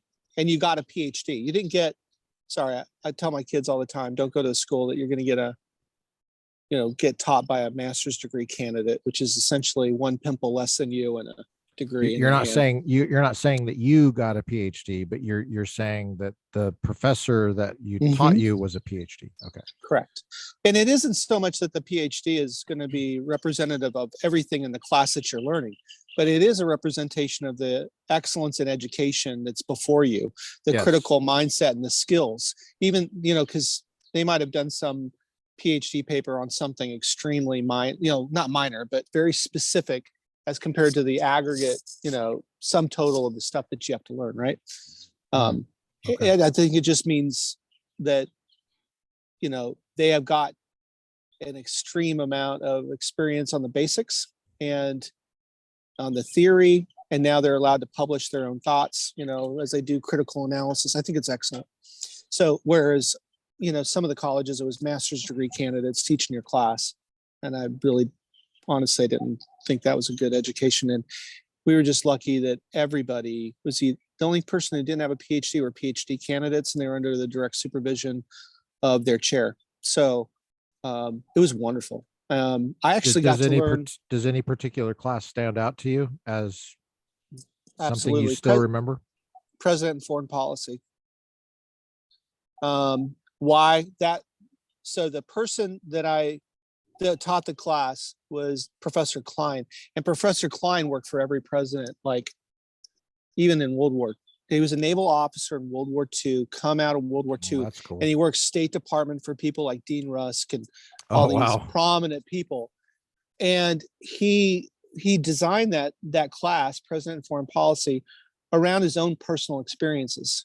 So what was great was he was literally the premise of the class was every president will have one critical decision during the course of their presidency that only by the nature of the severity of the decision is going to either define them, or it's only the president can make that decision. And so for each president, he had one specific topic, right? Mm-hmm. And he was teaching it he was in the room. Like literally, he flew to Europe with Kennedy. Wow. He was on the plane with Kennedy. And so there was the one that he really taught out of was the decision to provide nuclear capability to Britain. And that actually had transitioned after the assassination, right? So Kennedy was weighing it out, but he was the one who gave, all of the documentation to Kennedy. And then when Kennedy passed away right after that trip to Europe, right, he got his assassination, it transferred over to LBJ, right? That whole process, and he was talking about how presidents attack it differently. It was really, it was neat. It was a good topic because you saw not only the decision, but the leadership, right? How that leader themselves attacked each of the problems. That was my best class by far. Yeah. Very cool. Now we did kind of skip over something that's, I think, big from 01 to 03, getting that surface warfare designation, being an officer on a ship. What kind of ship were you on? So my first two ships were amphibious ships. So they were, some folks will call them carriers, but like a marine carrier, but they're decisively smaller than a regular carrier. They're about 800 feet long, displace about 44,000 tons. And so they carry the Marine Corps element that comprises what a Marine Corps task force or Marine Air to Ground Task Force. And they have infantry, they have aviation, and they have supply that go in to the fight. They can either go airborne landing, basically from the air. Now they use Ospreys and helicopters, or they can go from sea through AAVs, and then you also have to get all of the logistics and the equipment ashore. So it was a big flat top ship, and that was my first ship. I loved it because it was people. Like, I've served on destroyers, and yeah, don't get me wrong, everything is about the people. But when technology is around like it is with like a cruiser or destroyer with advanced weapon systems, there's a little bit of a different touch to leading on board those two ships. Whereas an amphib has not got as much technology, but it's the people and getting the people ashore. It's very much a labor oriented business, right? So it was all about getting people to do the hard work, and that's a great place to start. Yeah. You said it's all about the people. Do you believe that that's kind of the key in advancing in the Navy, or what do you think the key is to advancing in the Navy? Well, for most of us, the key is executing the mission while keeping the people prepared, right? The sailors prepared, both at home and at work, right? So there's a lot more leadership responsibilities of a military officer. And I wouldn't say, I've not been in the civilian community, so I don't want to sound pejorative at all, but I mean, I can control somebody's pay. I can control their free time with their family. There are no labor hours. Ultimately, they can reject your decision to keep them longer. They can perform less. They can file grievances. But in general, there's, if I need them for a 12-hour day, that could happen, right? It happens all the time in all the military forces. So you just have a lot more control over them. And there's a balance in trying to meet their personal needs, their personal desires with the mission, and still accomplishing the mission. Because, none of us would be employed in the military service if the mission wasn't the primary element, because nobody gives you a job for no reason, right? They don't give you a job just so you can get them a paycheck, and, you have to perform something. So the crux is keeping the people, right? Keeping them trained and keeping them prepared for the future. And if you do that well, I think as an officer, the rest will just flow naturally. And you trust the system to acknowledge when you do that well? The system, the evaluation system is dialed in and squared away?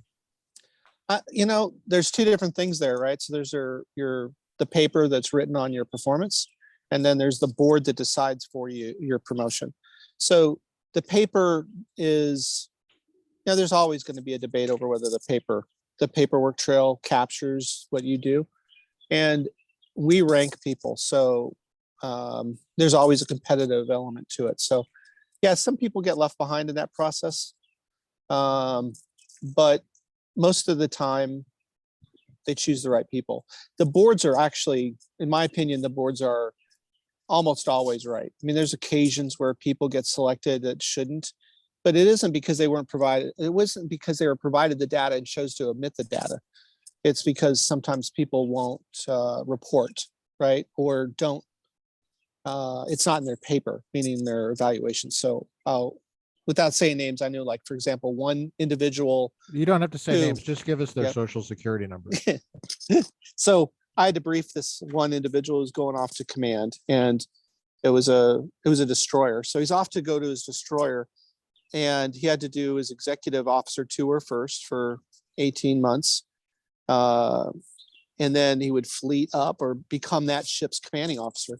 And while he was the executive officer, they called in a inspector general, and they found out so much stuff about the guy, right? So that was not even a part of the IG. And they fired him.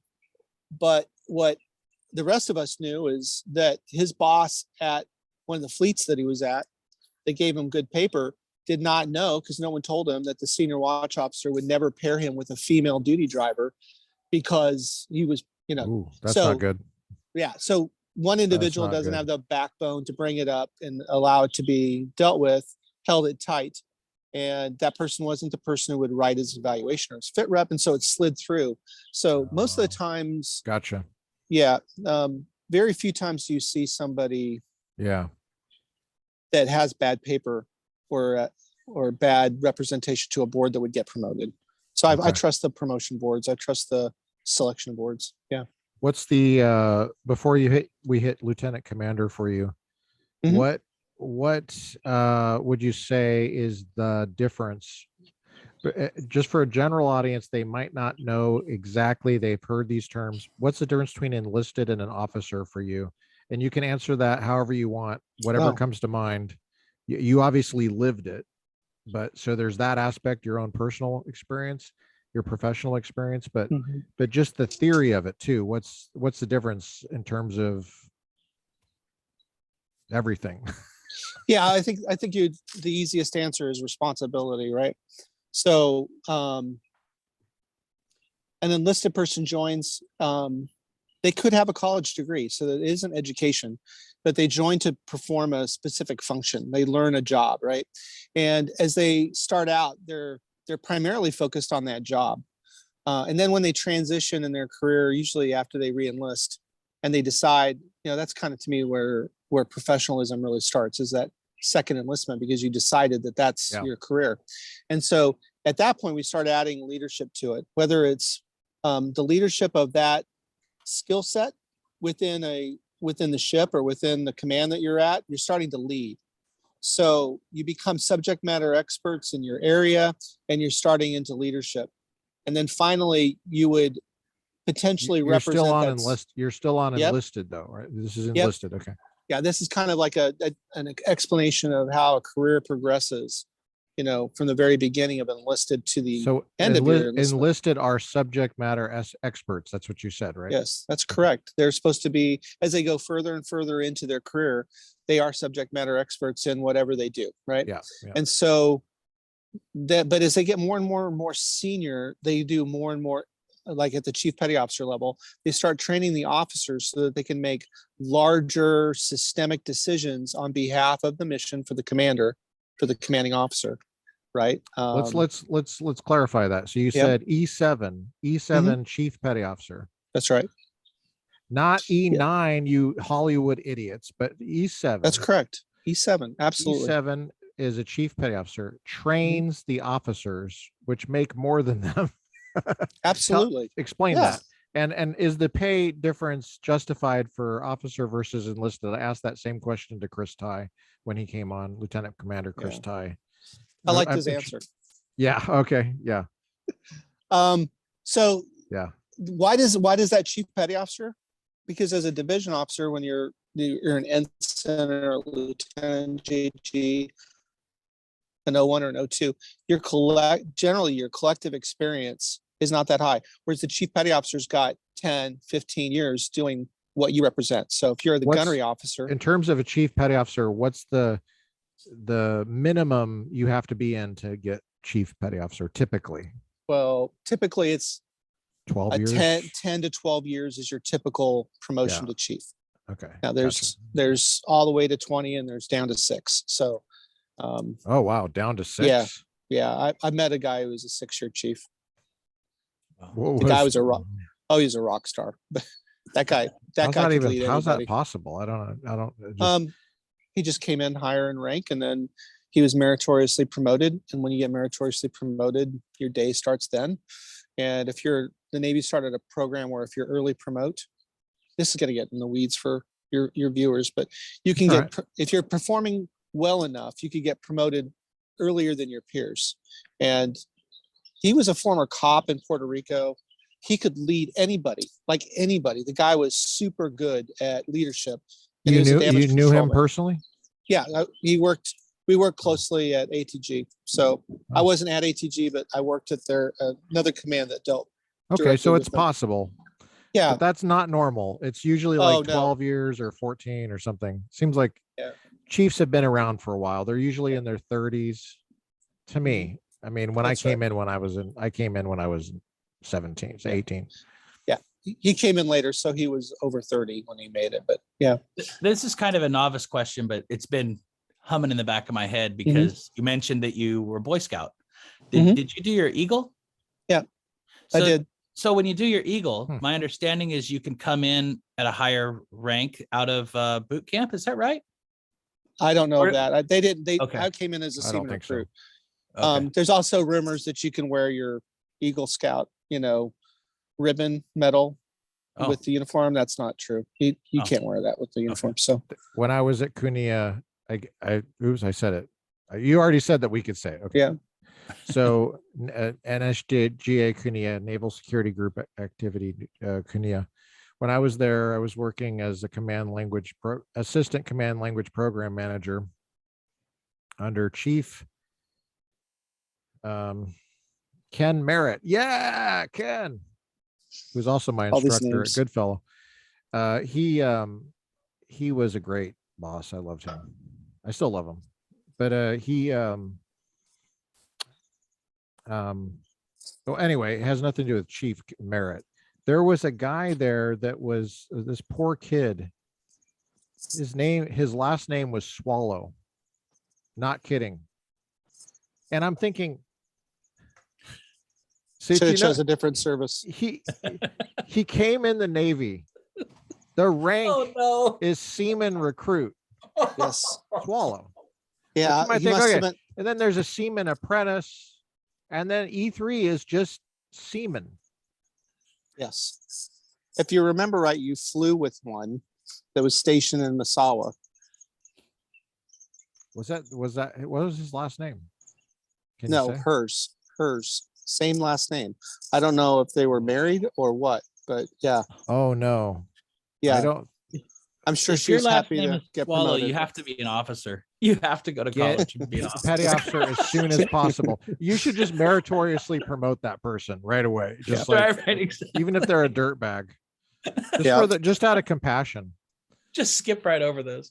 So you say that the officer pay, which is quite a pay bump, is totally legit, and it's because of the responsibility difference. Yeah, I think it is. Well, first off, our military services are based on it's more equity, right, than it is meaning that all O3s make the same amount. It doesn't matter, base pay, right? It doesn't matter if you're a surgeon or a surface warfare officer. An O3 makes the same amount. Now, they can later on choose based off of either retention of that skill set to provide bonuses that keep them in. Kind of like when we were linguists, we would get a bonus for re-enlisting, right? Okay, but our pay was still the same as culinary specialist, right? Mm-hmm. So the pay is all equal across the board. So when I talk about my experience as an officer, I don't think Chris Ty would say any different about it, but I can only say it from a surface warfare perspective versus maybe an HR officer or whatever. As a surface warfare officer, I had to drive the ship with 300 people sleeping below. I had to execute the mission as appointed by the Admiral in air defense or, in anti-submarine warfare. And that weight is immense. And then that's just as a division officer, right? So you're operating your ship, or you're down in the engineering department running the plant. That's less, there's less people in the junior officer rank that do that, but you could be operating that propulsion plant. Was it a nuclear powered ship? No. I mean, you could if you were a nuclear right. surface warfare officer, but I was not. No, I was smart enough to stay away from that. And then as you become a department head, it's even more weight, right? Because you've got 4 different new jobs, right? You typically, a department head has 4 divisions. So as a division officer, you have 1 division. So I'll give you an example. A weapons officer has gunnery, the gunnery folks. He has anti-submarine warfare. He has Tomahawk and VLS, or vertical launch system. So Tomahawk is a cruise missile.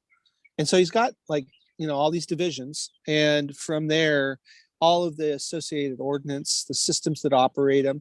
And it's, as a gunnery officer, all you have is the 5-inch guns that are, on your ship, or, some small arms. You might run a small program.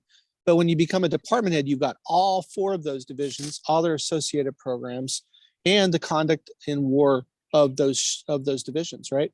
So now you went from, 20 people in your division to now 60, 70, 80, whatever that number is, and you're representing that huge aspect. So it's a lot. And then you're still standing watches. So when you're a department head, you're in charge of fighting the ship. That's what you do. You're a TAO, tactical action officer.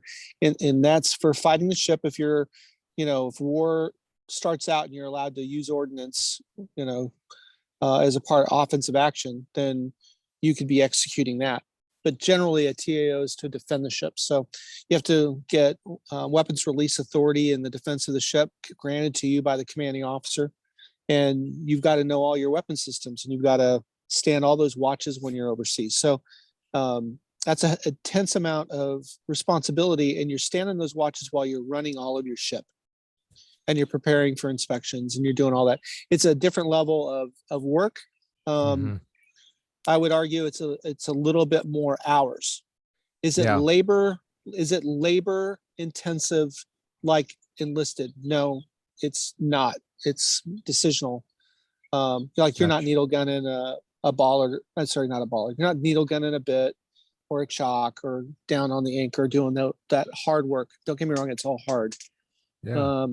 So yes, I do believe that there is a reason for it, but I don't think, and one of my COs used to say this all the time, I'm not more important than the deck plate seaman. I'm just trained to be where I'm at, meaning they're trained to be where they're at, and they're of value to the crew and to the mission. I'm trained to be where I'm at. I'm of value to the crew and to the mission. So if you believe you're better than everybody else, you won't lead them very well. And I really like that idea that he said. I'm 25 years into my career. This is where I'm supposed to be. You're 3 years into your career. It's where you're supposed to be. Right. I completely believe in that. As far as the chiefs go in relation, the pay starts to get closer to that of a JO, if not a little bit better.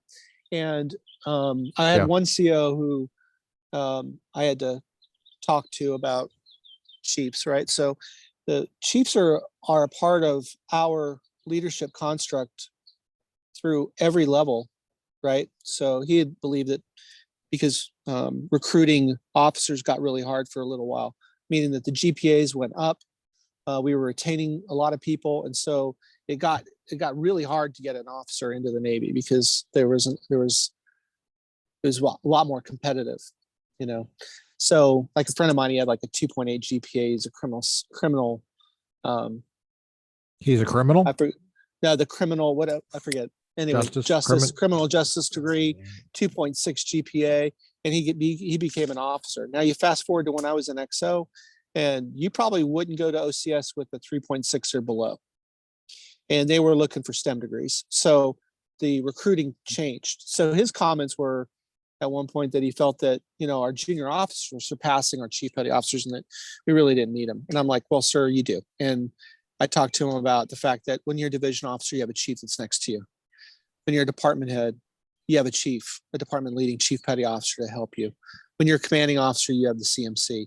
you go all the way to MCPON and the Chief of Naval Operations. You always need to have that close-knit bond with each other that is paramount to leading sailors. MCPON is Master Chief of the Navy. Yes, that's Master Petty Officer of the Navy. That's correct. And so I think that that's a structure that all of the services have. We just have a little bit more of a special appreciation of the E7 that is really codified by our traditions. Whereas the E7 and the Army, Marine Corps is a little different, but Army and Air Force is an E7. They're just one pay grade up. They don't, when they go from tech sergeant to master sergeant, they don't do a special ceremony or whatever. We do, and we hold our chiefs with high regard until they prove otherwise. Captain Palmer, where were you on 9/11? Wow. So I was actually at college. That was the time where. That's what I was thinking. Yeah, I was there when. You were in 03? Mm-hmm.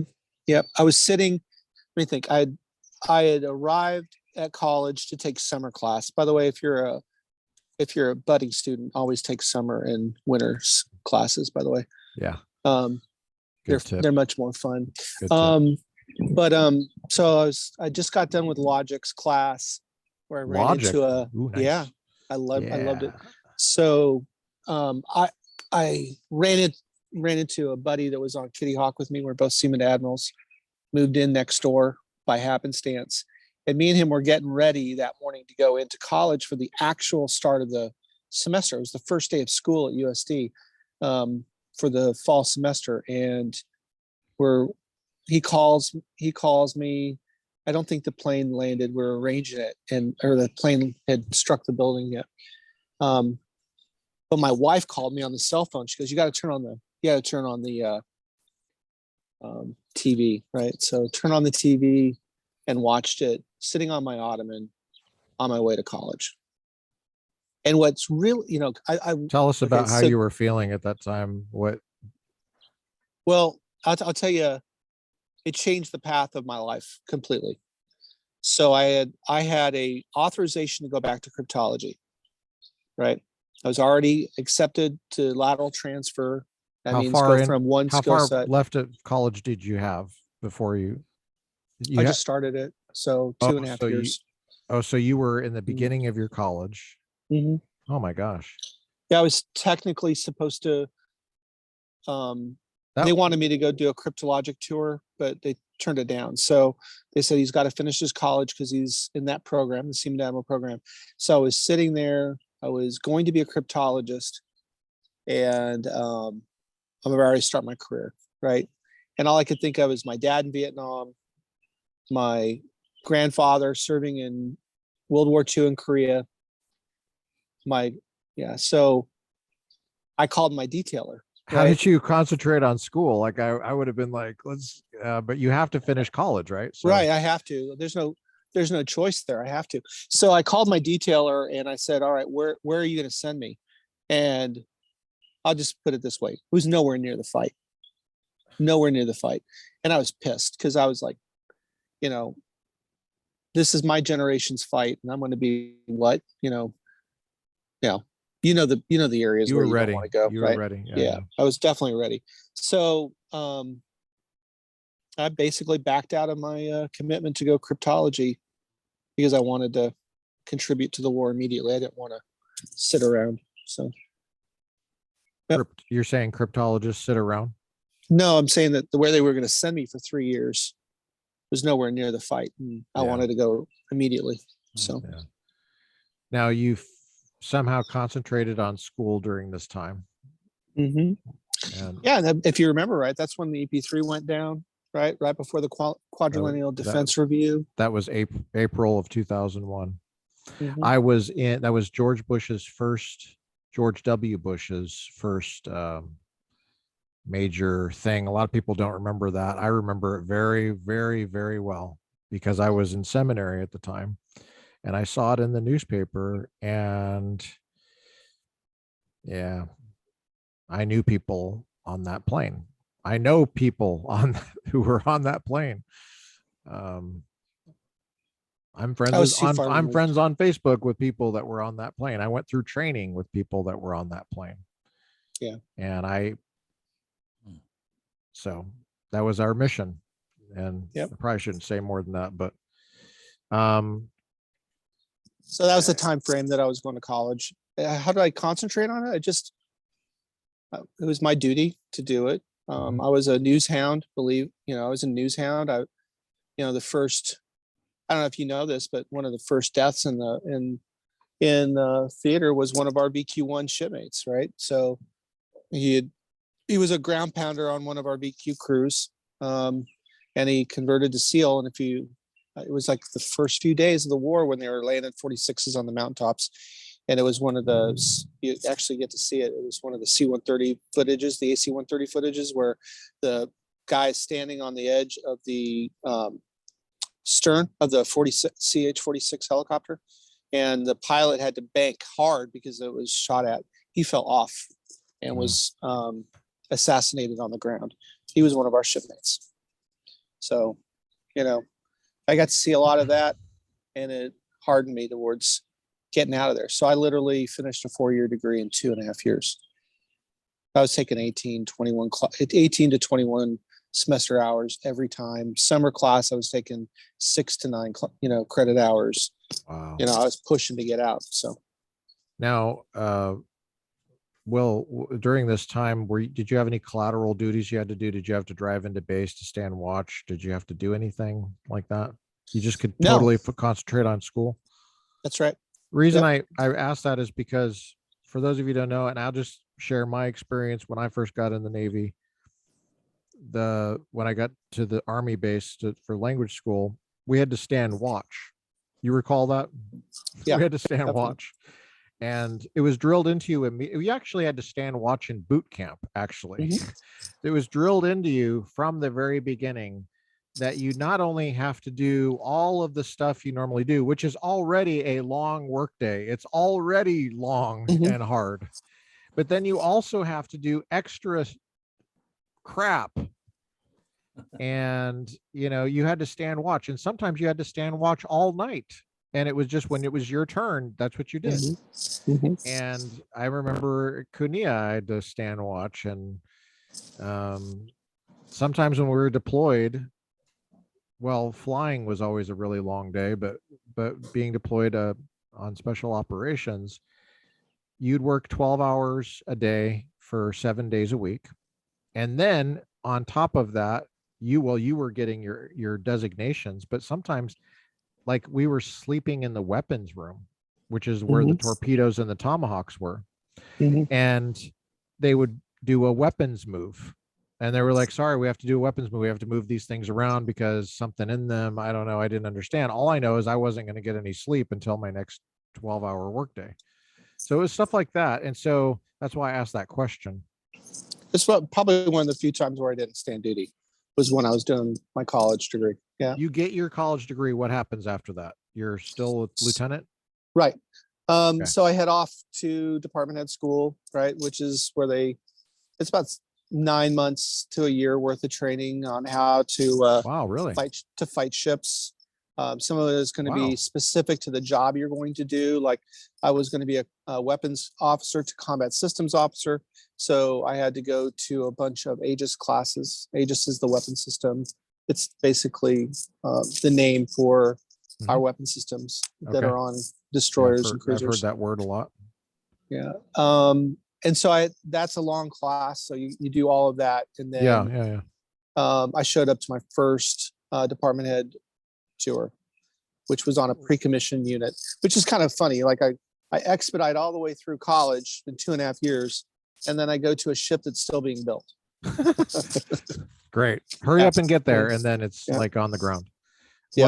What ship was it? USS Nitsa, named after Paul Nitsa.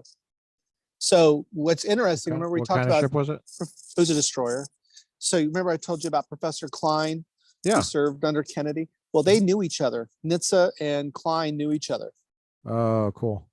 Yeah. And so Nitsa's done a lot, right? So he did bombing assessments in World War II, like with special forces dropping into Germany, right? And then it comes out of there. He did monetary stuff as well during World War II. Comes out of there and he starts writing. He's part of the folks that wrote the policy for reestablishing Japan, right, and Europe.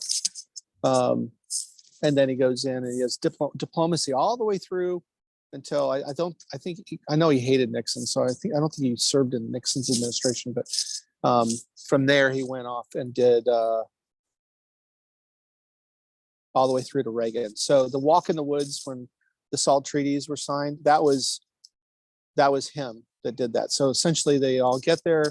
I forget which Russian leader was in charge at the time. And they show up with all their documents and they plop them down on a table. And I guess we didn't believe they were going to really talk. So we didn't bring any documents and the Russians were ready to like haul butt out. I think this was at Keflavik. And so Nitsa grabs his counterpart and they go for a walk in the woods and Nitsa saves it, right? He basically comes back in, saves it so that we can go into some, our following declining numbers of nuclear arms after Reagan. So did you have any choice? Did you choose that ship because you liked the guy? Okay. No. Yeah. So what city was it in? What? It started out in Bath, Maine. Yeah. Up in Bath, that's Maine. Where you were in? That's where you, but that's not where it was stationed. No, it ended up being stationed in Norfolk, Virginia.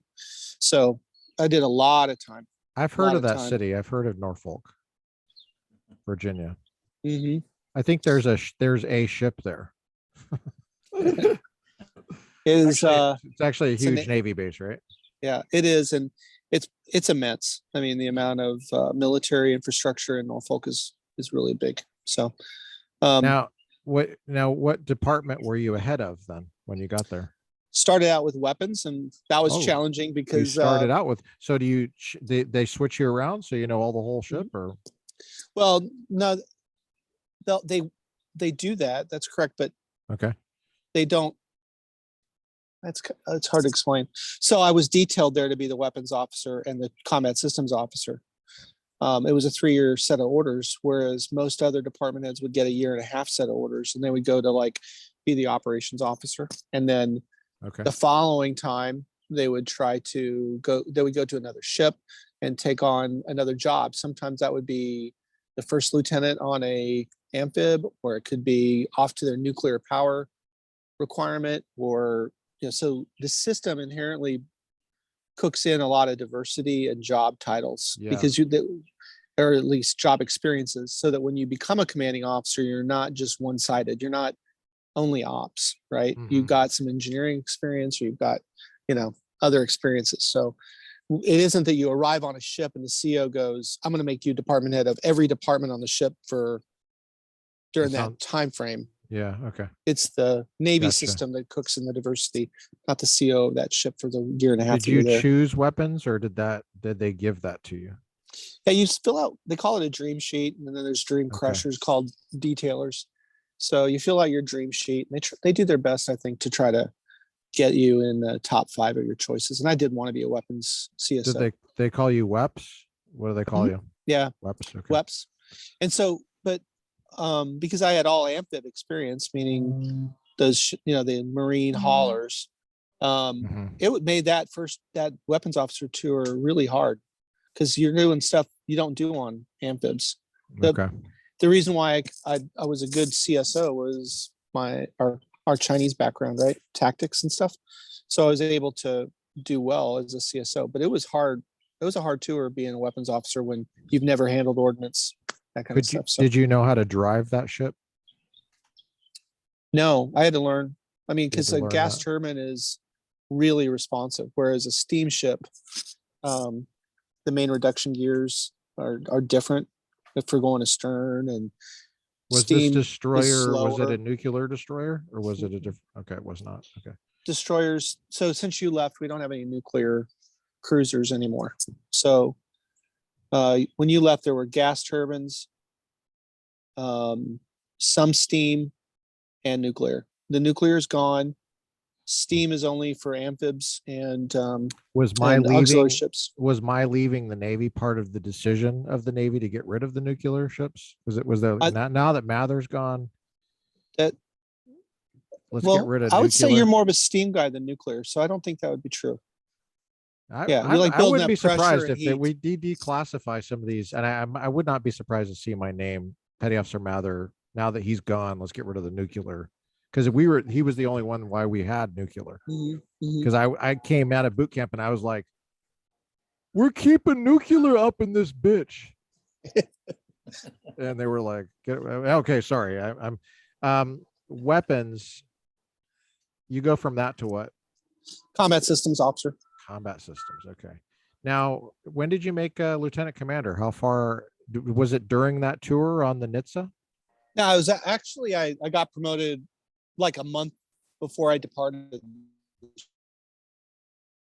Okay. So Yeah, I went to department head school early. So typically you would make lieutenant commander on the ship, right? And you would be there for a year to a year and a half. But because one, I didn't get my master's degree with all the other folks, right? So Yeah. standard naval officers getting their master's degree while I was going to get my bachelor's degree. Yeah, So, they would be over at postgraduate school, which is also in Monterey. Mhm. I knew a lot of Navy lieutenants because they went to my church. I still know. I don't, well, they're not lieutenants anymore, but obviously, but I'm still friends on Facebook with some of them. That combined with the fact I wanted to get out because of the war, right? So I want to get out fast. So I showed up and I started my department head tour a year to year and a half earlier than everybody else. Okay. So how long were you a lieutenant? Lieutenants are 6 years. Okay. So you were on the NHTSA for 3 years. Mhm. You were in college for 2.5. So that's 5.5 years. Mhm. So you're saying you got promoted on the NHTSA or after the NHTSA? 1 The month 04? before I departed. Okay. Where did you go after that? Your 04, your lieutenant commander? I went to a small command called a destroyer class run, which was essentially kind of trying to apply business operations to the destroyer force. It didn't last long. But Okay. during that time, I ended up getting sent to Iraq. So I really didn't do much there. Oh. Mhm. What year was this? 2000. Well, I got there in 2007. So You're that's almost when I ready. got. You're almost able to retire, right? Mhm. Okay. All right. Yeah. So you're 19 years in. You're in 04. Mhm. Okay. So then I was actually waiting to become Vice Admiral,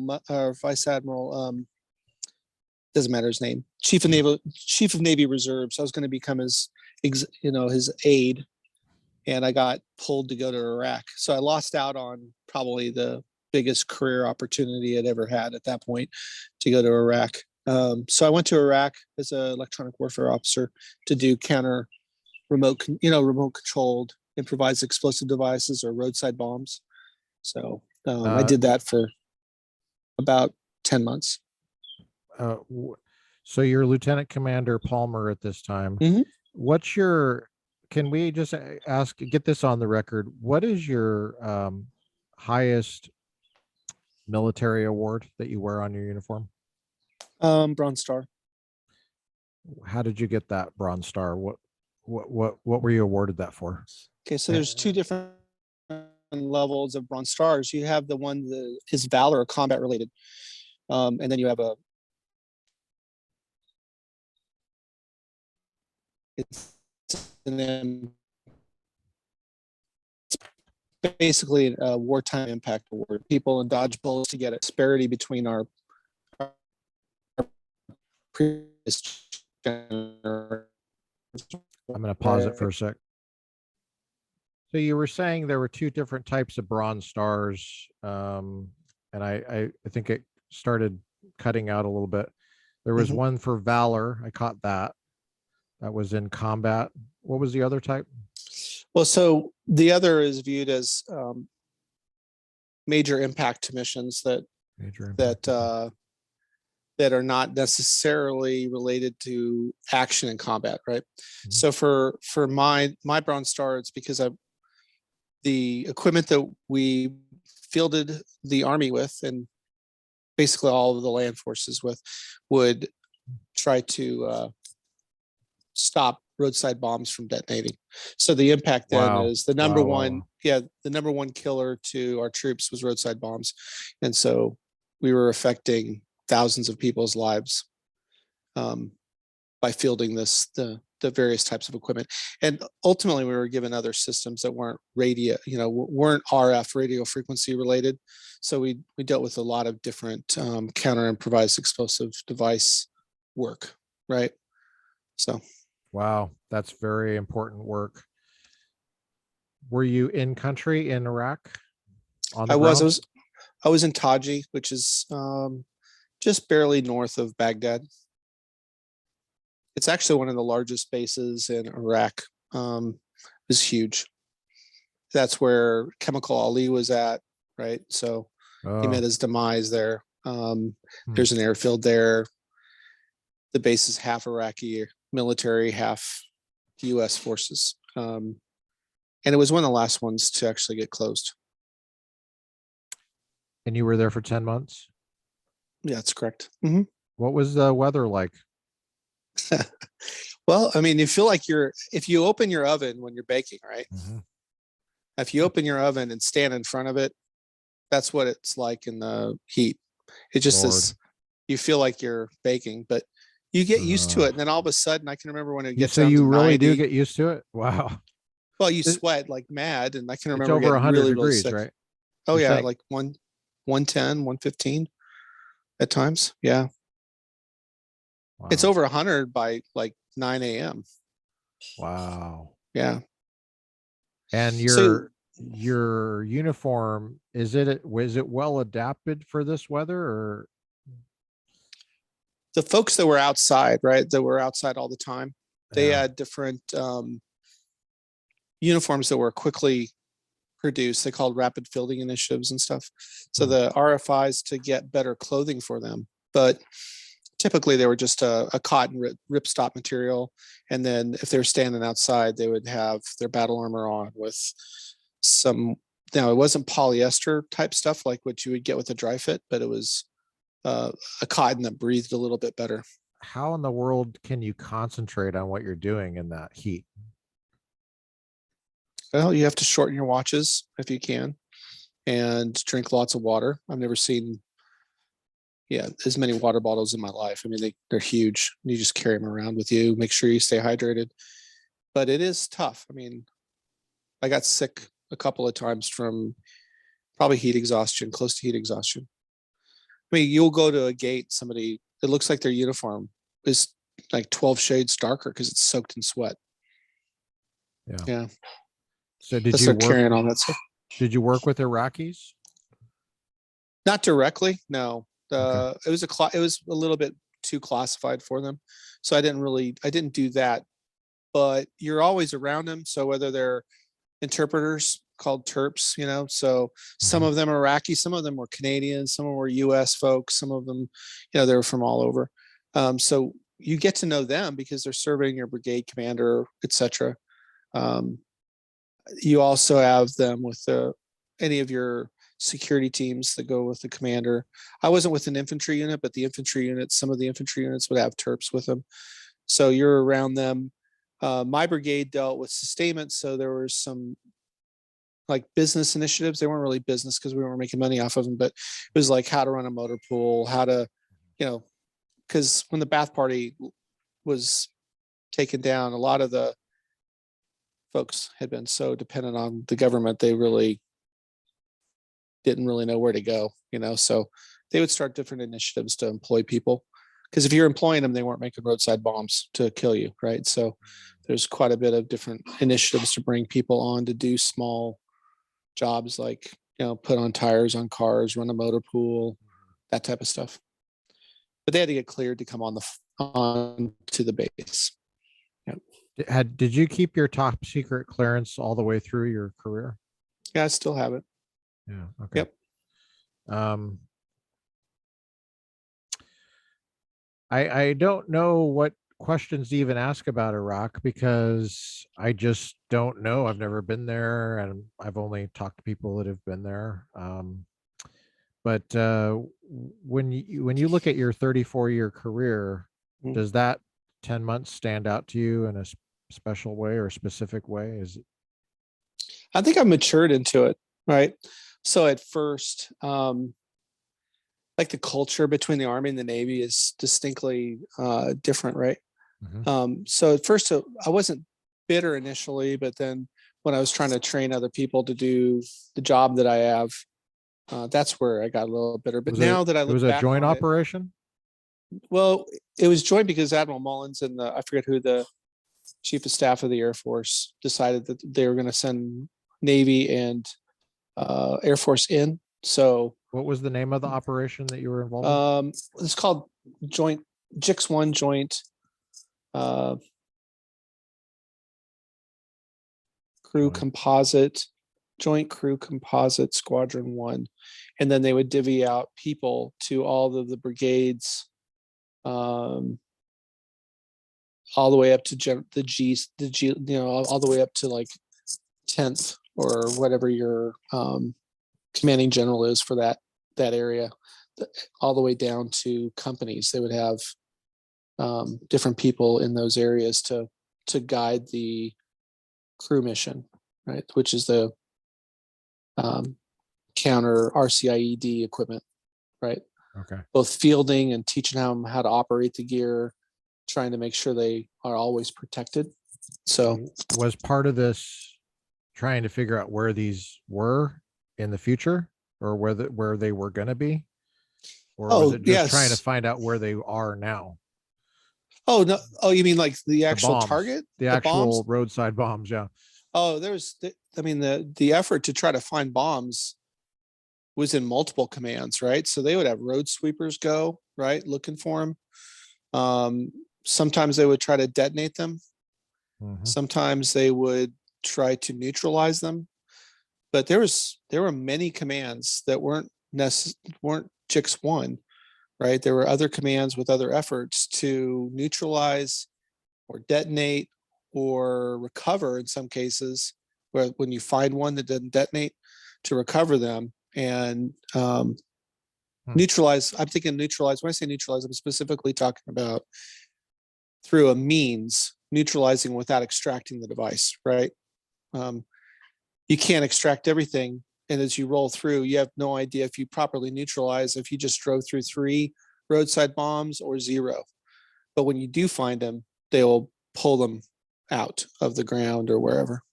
So, and then after I got, you know, you're asking, well, as I look back on it, I can tell you going out and seeing these E1s and E2s that are driving trucks or cooks that are on a gun crew.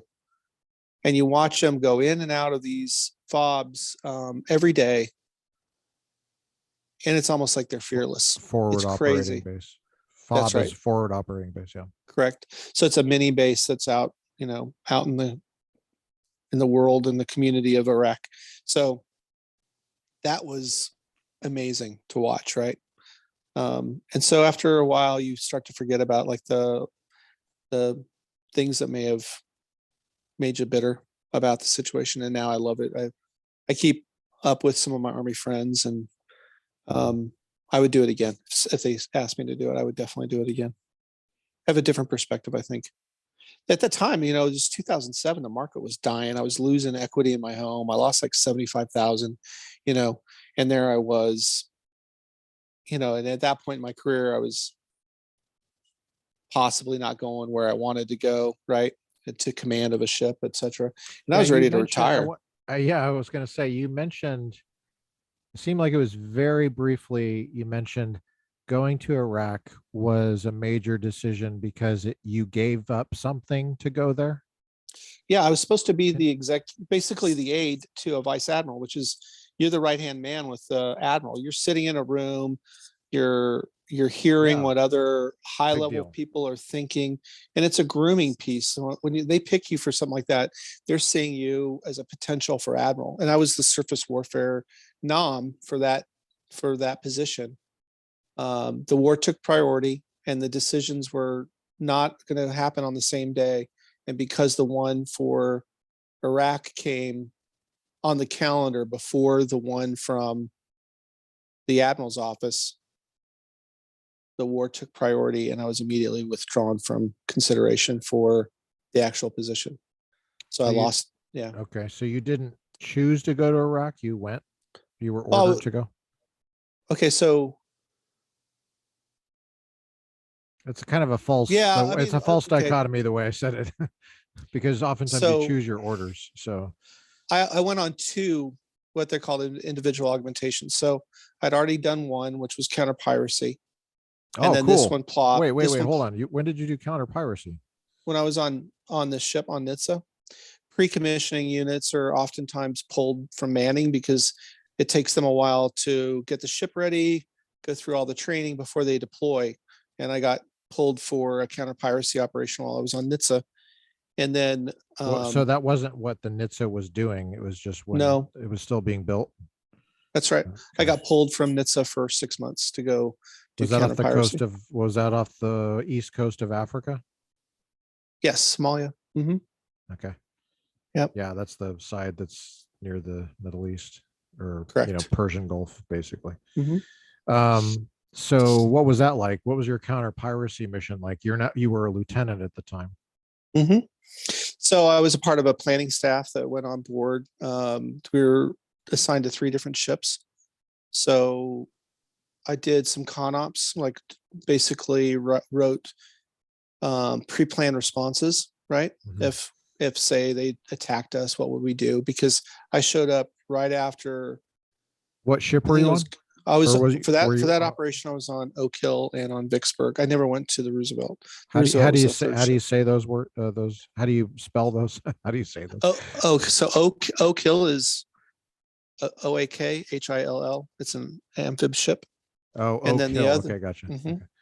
The other one was Vicksburg, as in the Civil War battle. Ooh. Vicksburg, the city. So And what kind of ships were those? Oak Hill is an amphibious ship. Amphibious. It's one of the smaller ones, and then Vicksburg is a cruiser. It's a Ticonderoga Ooh. class cruiser. Ooh. Yep. So you were So, totally familiar with the amphib. You knew how to drive it and everything. mhm. And then the Yep. cruiser, what were you doing on the cruiser? What was your duty? And how long were you there?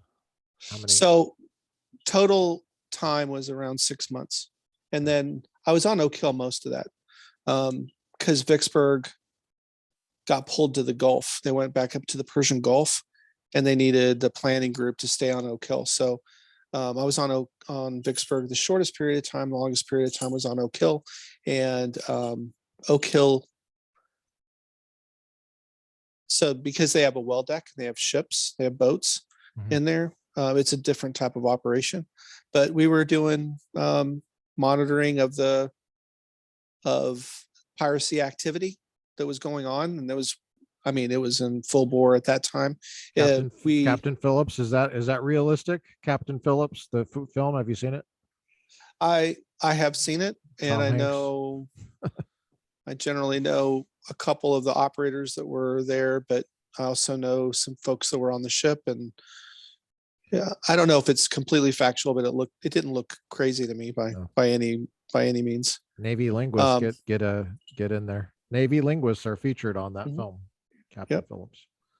So but that was after that, right? So Captain Phillips's rescue was, I don't know, a year or two after that. Okay. And then, Okay. but there was a ship that got into a little bit, 2 ships, a cruiser and a destroyer, that were attacked by some pirates, right? They actually were there before the Vicksburg and the Oak Hill were there. So I had to do pre-planned responses, like what are we going to do if certain things tactically would occur. I stood the tactical action officer watch for the ship, but I had to do a couple different like theory perspective papers. And I also had to work with a lawyer who was there. He actually was the one that flew into Kenya to turn them over for prosecution. But I will tell you, like later on during that tour, we got the pirates that were the ones that shot the cruiser and destroyer. We got them, and then we had to take them to Mombasa to drop them off, and then they would go on into the Kenyans would determine whether they were going to prosecute or not. And of that group of, I don't know, it's like 12 guys, like there was 2 hardcore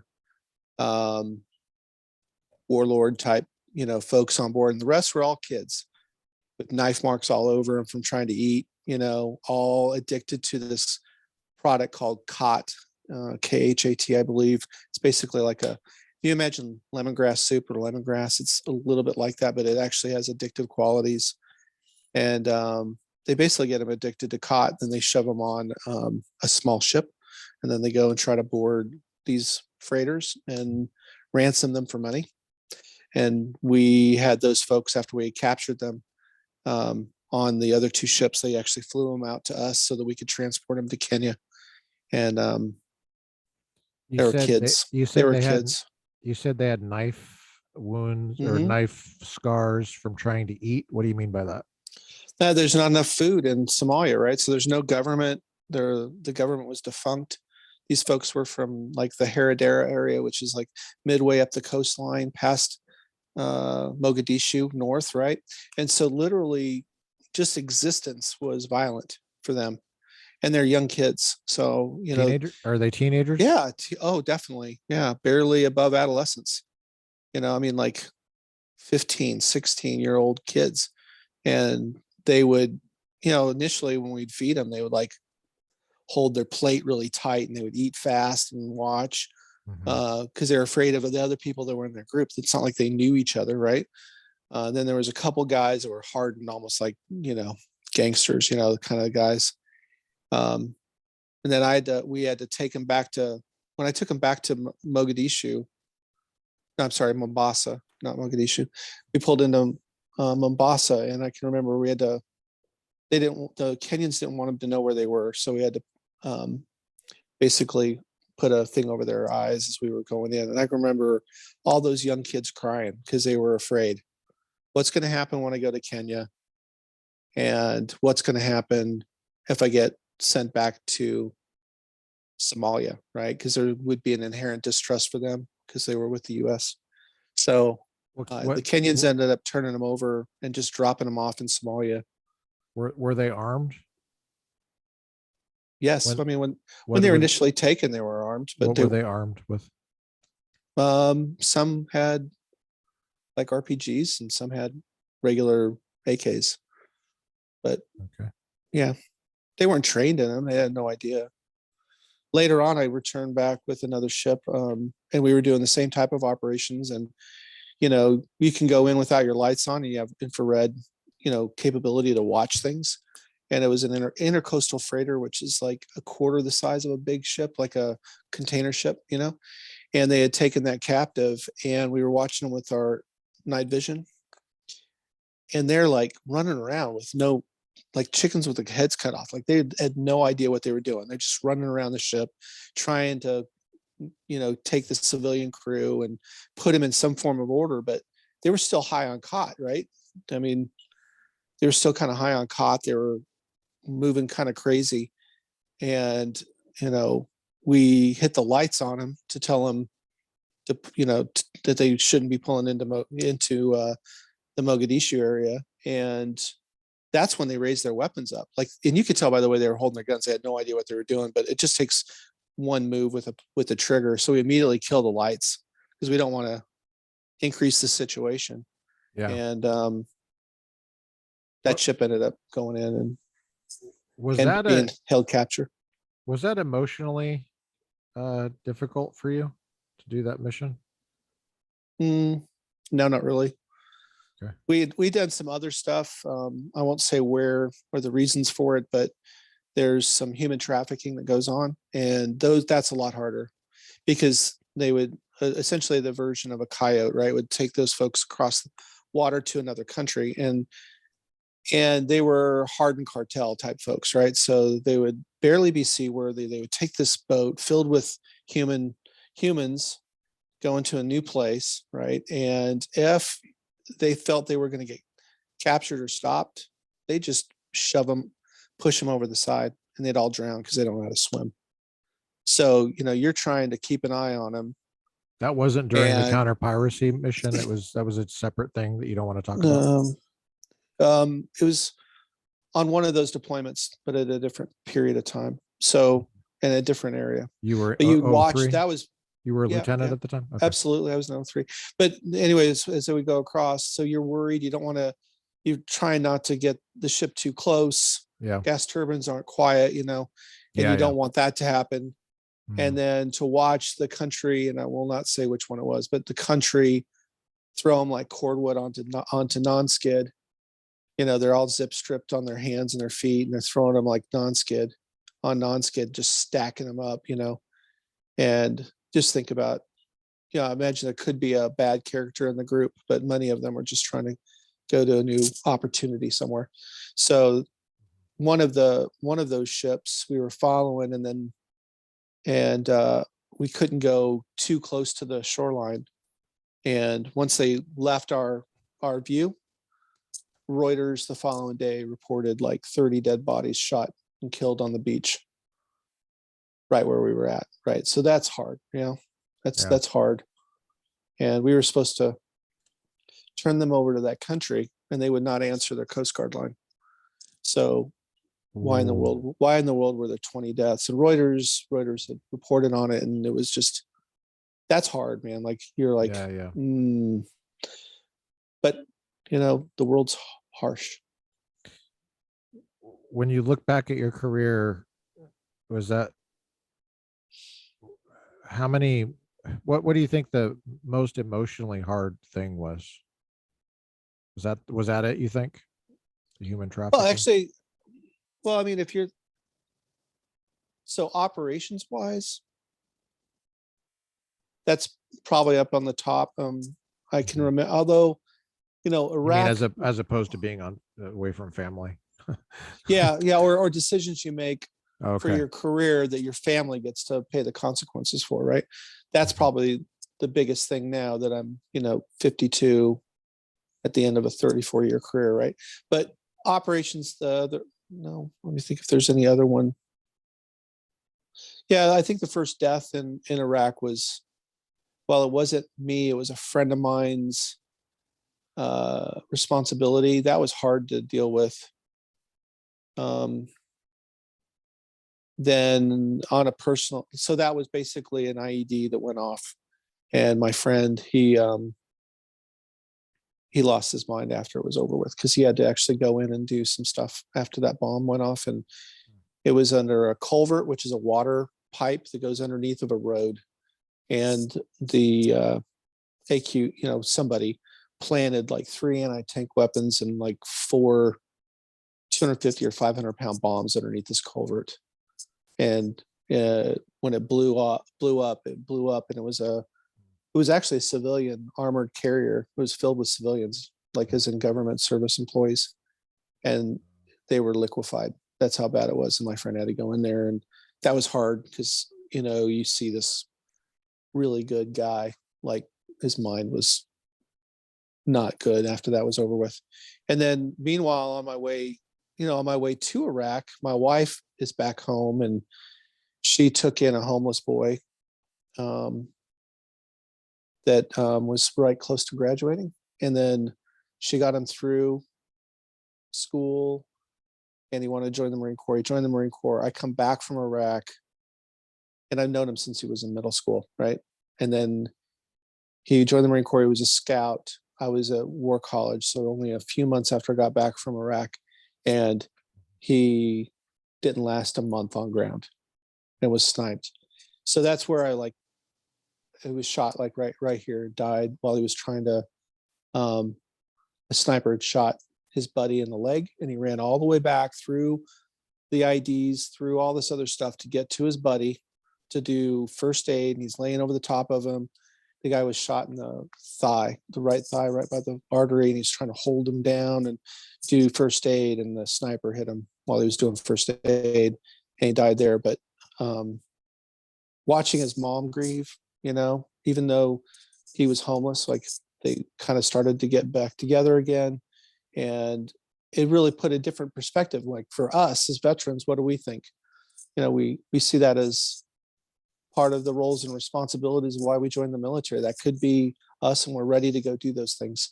But when you see it from a mom's perspective, as you sit across from a casket for a boy you've known since he was in middle school, yeah, it brings things a little bit different than when you go to a funeral of a peer.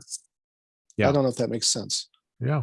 Sure. I mean, he never had a driver's license. He never had a wife, never had children, so it really brings a different humanity to stuff that maybe while we see it, we don't get to feel it like that as very often. So I imagine Army officers would have a completely different perspective on that because they see their friends and their families that have passed away, right? Or SEALs. By the way, the SEAL community takes care of their people so well, very, very well. Even the ones that pass away and their family members after they pass away.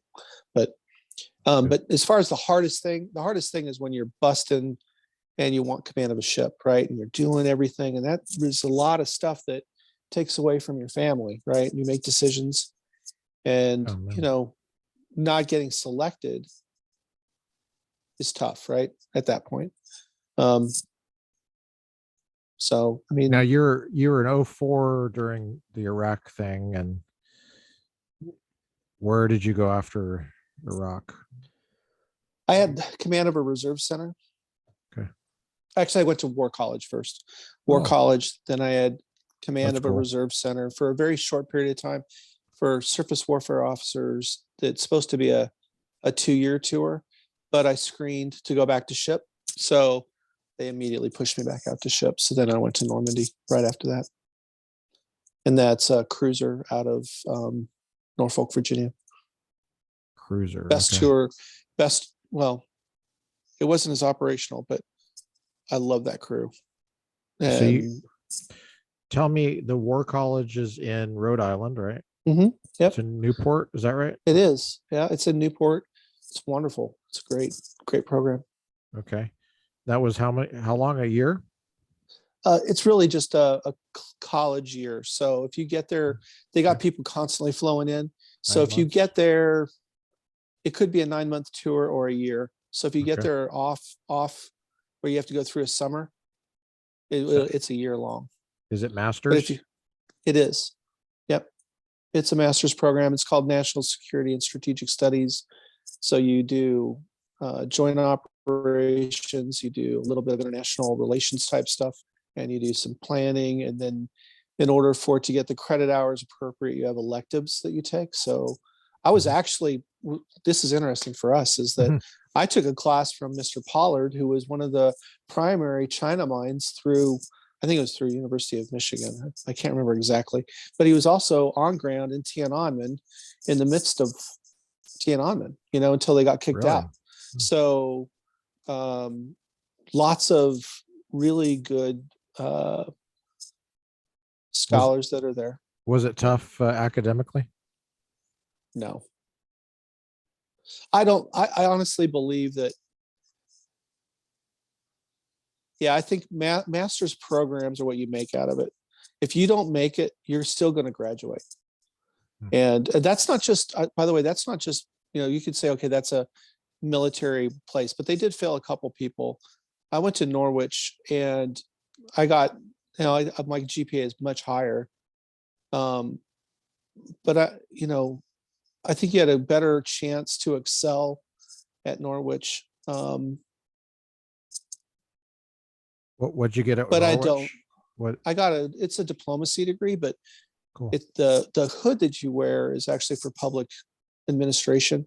And then the degree is really international relations. So it's international political economy, international relations theory, international law. Those are your foundational courses. And then you pick from 4 different concentrations for the rest of your master's program. And that's a master's. And did you do that online or was that on a campus? Oh, it was online with like 2 weeks in campus. Okay. But I would say that the readings and the professorship was on par with brick and mortar. Because if you did not do your readings and you went to go do, your writings online, it was apparent who read and who didn't read. And they did not get, they might've gotten a C or something. I don't know whether or not they got a D or whatever, but they would call you out for not doing the due diligence in your studies. It was a great program. I'd do Norwich again. Did you feel like, I don't think I asked you this, exactly about San Diego, University of San Diego, but did you feel like that was academically rigorous? Oh, definitely. Good. You didn't do the work, I'm you didn't get the glad to credit. hear. Very glad to hear that. That, I'm going to that's add too that to my notes. that's like 2003. I don't know what it's like to this day, but Yeah, yeah, that's true. but So you, yeah, I definitely. was, so how did your family come with you to Rhode Island? Mhm. Okay. I kind of forced them to, by the way. But if if they would Okay. if they would do PC, if they would permanently move us, right? Because of the nature of constantly being gone, I would always argue that we are going to be together every opportunity we can. And Yeah. there's only like one time where I didn't do that, right? Mhm. And it was tough. I don't know if Chris isn't here, but not a big fan of that time where you're by yourself, right? You kind Yeah. of need you need each other, and Yeah. it totally develops a different dynamic within your family, right? Especially Right. with your Right. Right. kids. Yeah. So we haven't really touched about your family at all, but that's a huge part of Navy life. Hmm. You've been in the Navy for 34 years. You're Hmm. there in your home. It's a military home, but it's your home now Hmm. on Ford Island, I believe, which is in Pearl Hmm. Harbor. Your It's in this. steps away from the Arizona Memorial. Hmm. Historic. What is that? A 1920s home? That's correct. That's Hmm. awesome. That is Yeah. so cool. I'm so happy you're there. And you get to enjoy that home. That's So awesome. outside my house, and you got photos of it, but outside my house, there's a placard for the person who lived here at the time of the attack, and the guy who lived here was the first naval aviator airborne and flew in his pajamas for the day. Oh, that is Again, awesome. yeah. And That is awesome. later on, he During World War II, right? It's just for the right. kids. Hey kids, it's World War II we're talking about. Okay, that's Pearl Harbor, right? That the attack So on Pearl Harbor. there's an airfield in the middle of Fort Island, right? So he runs over, hops on his plane, gets airborne in his pajamas, and goes to fight. What's interesting about him is his next assignment is Midway, it's Midway, the most decisive battle for Navy wise of World War II, and he is the CO. I forget if it was the squadron or the base. So he's there present as a primary player for the greatest naval battle ever.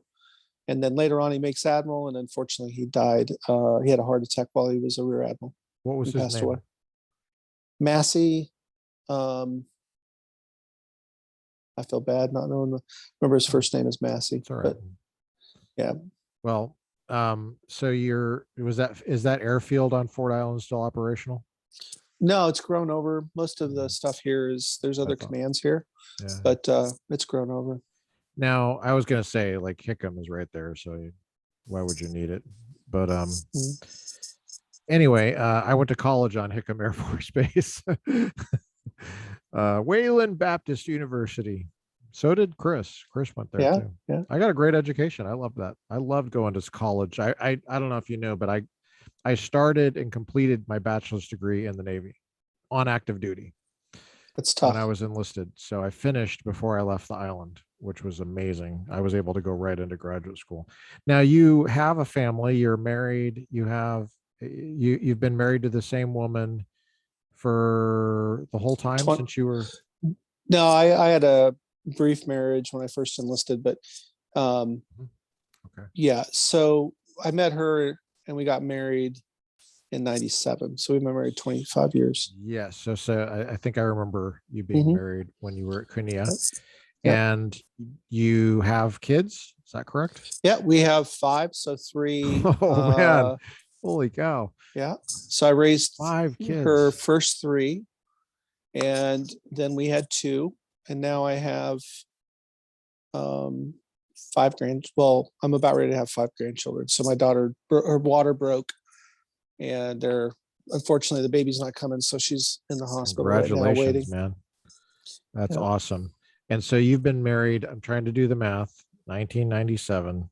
At 25. 25. Yeah. That's Mhm. awesome. 25 years. How many of those years have you been apart because of the Navy? And by Well, apart, I mean, you go to work, but you don't come back to home. She's holding down the yeah. fort at home on the home front. How Okay. many years do you think that would be? And I'm saying years because I know it is years, right? It's got to be years, right? Right. So At this really, I've point. been home for quite a few years because after Normandy. So I got off Normandy in 2013. So there's 9 straight years where I've been home. I haven't deployed. Um, that said, before that, my son, That's awesome. I was probably gone for 60 to 75% of their life before. Yeah, right in there. Because when you're on duty, you know, like what people don't understand is you do duty on a ship. So even when you're in port, 1 out of every 3 days, you're spending the night on the ship, or 1 out of every 5. It depends on how many duty sections. And then you're working 6 a.m. to, as an officer, you'll work 6 a.m. to, 5 o'clock in the evening is an early night. As an XO, I would work till 7 or 8 at night and then go home. You were XO of the Normandy? Mhm. Oh, okay. I think I missed that part. Yeah. Yeah. You were XO of the Normandy and you were an 04 at the time? I was selected for 05, but I was an 04. 05 select. Yep. Okay. Mhm. And what's the so when you say you were gone 65% of your, did you say your oldest child's life or was Youngest. youngest? You mean by 65%, you mean that night was spent away, that counts as part of the 65%? Yeah, definitely. So I deployed. I've been on 12 deployments. I mean, no kidding, deployments. So yeah, I'd say Mhm. somewhere around 60 to 75%. Now, of course, the last 9 years have all been at home. I'm saying of the first 25 years of my career, yeah. I mean, even when we were at Kenya, my deployment rate was 75%. Yeah. You Yeah. had a I huge mean, op tempo rate. mhm, Um, yeah, you deployed a lot. I deployed 7 times when I was at Kenya. mhm, And that was a lot. I felt like it was a lot, but I think mhm, you deployed more than that. Now, how does your, if this is too personal, feel free to just whatever, mhm. but how does your wife handle that? And how did you guys handle that as a married couple? Well, it didn't go well for the very beginning, right? I take an island girl off the island away from her family. And if you know Hawaiian culture, you know, everybody says family's tight, but when it's an island and it's a family, right? Your whole life, because I guess rural America would probably understand that as well. I mean, I took her completely out of that. So the first few years were tough. And then I was constantly gone, constantly gone. In fact, one period on one ship, we weren't even allowed to bring our family with us. We moved the entire Western seaboard. We moved from San Diego all the way up to Washington State, and families were not basically they wouldn't move them. So people for a whole year plus, you weren't with your family, right? And those were really tough years, right? What So year was that that was happened? for Tarawa. So that was during, actually it was during Y2K. So right in the 1999 to 2000 timeframe. And I came out of that. We were really, the marriage was tough, because it's hard when you're gone all the time and you come in Were and you you want to an be a O? part of your. Did you say you were an O2 at that time? Or Yeah, okay, you were an O2. Okay, that's right. gotcha. So I'm tracking with you. but you're coming in and you're trying to take and lead your family, and it's hard because they get their own That's a whole pattern year. behavior, there. And when you're constantly coming in after you've been gone for a long time and then you come in, it creates a bit of chaos, right? So it's hard on the children. They need pattern behavior, they need pattern leadership. So So by the end of that. you're in Washington State, Mhm, not Washington, DC. right. You're up there in a Navy base in Washington State. Well, actually, you're on a ship, but a Navy Mhm, base as well. And your family is still in San Diego. that's correct. for a And that's year, just, for over yeah, a year. right. That's one example of many, but we come out of that. That's when it started kind of getting tough. And then you throw in, I'm done with all of that, right? And I go to college. Now I'm home all the time. Yeah. Right. So one extreme to the other. yeah, it made it tough. But when we came out of that, we just we started going to church. Faith was big. I mean, I was a Mormon for a long time, and then I stopped going when I left Hawaii, and we started going to church, and we just kind of made that hardcore, like we're not breaking up. We're never going to get it. Like, we'll work through whatever the problems are. And there's been times where there's been a lot of disappointment, like trying to come back here or whatever. But we're doing wonderful at 25. The kids have different allergic reactions to the military life as a child, but I'm sure, yeah, but especially switching schools. And are they in public schools? Well, all of them were they? are, Were they? yes, all of them. We did put them in some private Christian schools when they were younger, but did not do that in middle school or high school. So we've been trying to wrap our minds around all as many of the technical details of your career and what it means. And you mentioned faith. What's been the role of faith in your 34 year career? Has it been, is there a trajectory, or is there a pattern did it help you? Was it not there at all for periods of that? no. Okay. Well, are you still Mormon? no. Okay. So I stopped I stopped being an LDS right about the same time I got commissioned. So that would be 97. And so would you describe that as a conversion, or how did you describe that?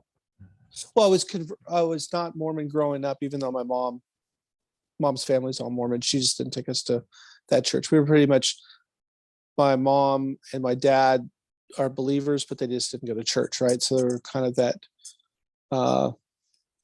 flavor, right? And then I joined the Navy, and for whatever reason, I became LDS for a little while, and I distinctly remember exactly why I left. And then from there, I don't remember a lot of church at all until I went to University of San Diego, and that's when I met some people and started going to church. And that was just a Foursquare standard kind of California flavor of Hope Chapel of church. What was it? Well, oh no, it was Grace Church, but it was a Foursquare denomination. And that really, actually, from there on out, I mean, church has been central to our family life, with the exception of certain periods. Like when my granddaughter died, that was tough to process. Like we went really hard, prayer and faith, and then there's a period where COVID hit and we stopped going to church because you couldn't in the state of Virginia, and it was just, that was a tough 2 years of not walking right, so Yeah, because you weren't around generally, other people. yeah, but generally I can tell you there's times like when I was having a tough time on a ship, me and Glenn Powell, he would pray with me in the morning before the day would start, right? For wisdom, for for empathy, for strength and leadership, and for a bunch of different things that were going on. And I remember, Glenn's been an amazing example of good Christian leadership for me for a long time. So I don't think I would have made it through that period. I don't think I would have made it through where I'm at today after Leia passed without it. So yeah, I think it's been central. Are you still with a Foursquare church? Is that? That's a Protestant evangelical Bible believing church. That's correct. Yep. Yeah.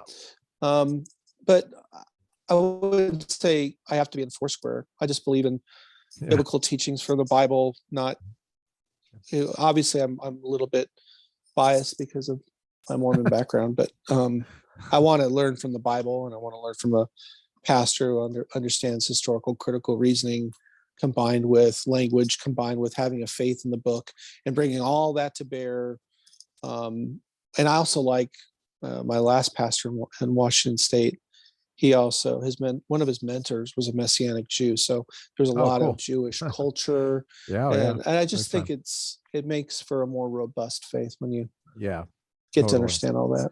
Now, you said you had a bias because you were Mormon. What's the bias you mean? I really like the idea of having a seminary educated pastor. Okay, I got you. Somebody who beyond just the faith is able to because you didn't have that as a Mormon. Right. No, Mormons. Okay, that's the piece don't do that at all. That's the piece that I think people might be missing. Right. There's no seminary for Mormons. At least when I was there's no seminary for Mormons. So what's the benefit of having a seminary background, do you think? Well, I think the Bible is so complex to be able to understand, especially when you're bouncing from different prophecies through the books, right? Yeah. If you understand what the context of the story means to both culturally, the understanding the differences in the way language is interpreted, the different meanings that go away when there's English involved versus Greek and Hebrew, and then being able to relate that through faith into modern day, and that appeals to me. Whereas if I read the Bible absent of all that, I'm reading it through the context of my eyes at the moment in my life, and I may not understand necessarily why they're talking about it. And especially if you think about Old Testament versus New Testament, and Christ, and how Christ, I wouldn't say changed, but the way he led out of the Old Testament into the New Testament, you could miss all of that if you just read the Bible and just look at the words and think of it through your own experience. And so I think that's why seminary or seminary taught pastors matter to me. So you can say professor. Hey, I spent 6 years in seminary. I know. I totally believe in what you're saying. Yep. I'm not going to argue with that. I went straight from active. In fact, I was still active duty my first class at seminary, my first week. I was still getting paid. I was on terminal leave. Now, would you, when you look back on your long career, would you say that it was worth it? Do you have any regrets?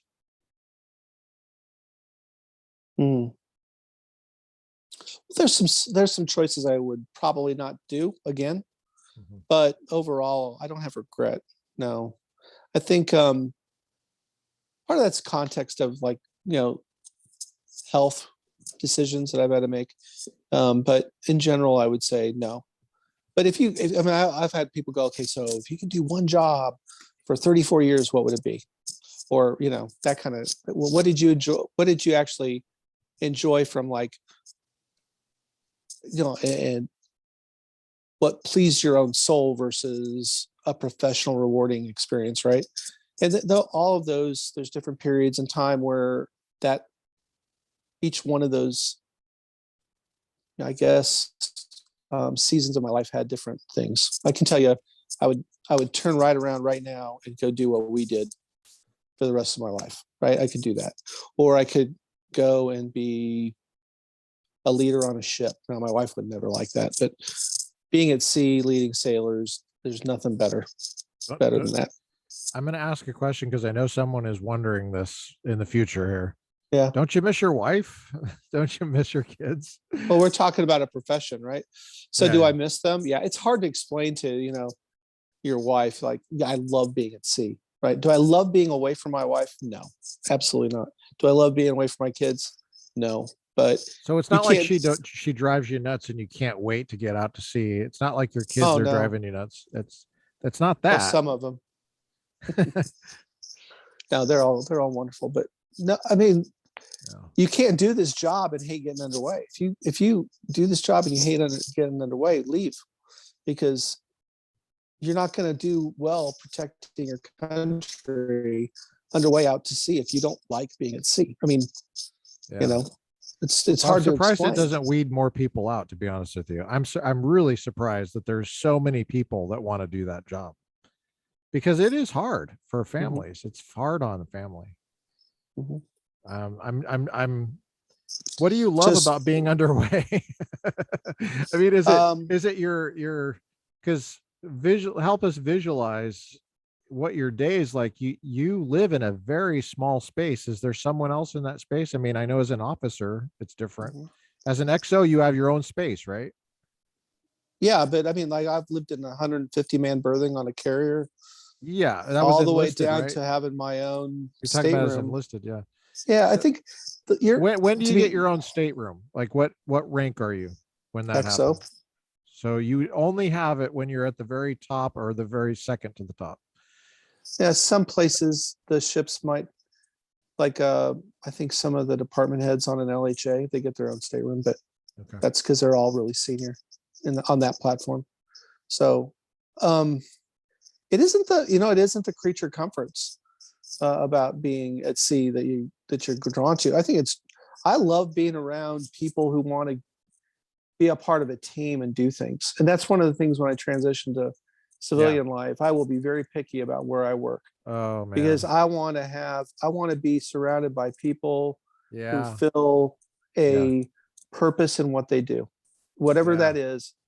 And I relate to that. So I relate to that. Yeah. So that's that. Yeah, that makes sense. It's a tough environment. You know, the sea itself is always against you. You know, you're having to, be autonomous. In the Navy, you're autonomous. You're operating your propulsion plant. You're cooking your own food. You're doing, everything for your crew. What's the food like? What's the food like on ships?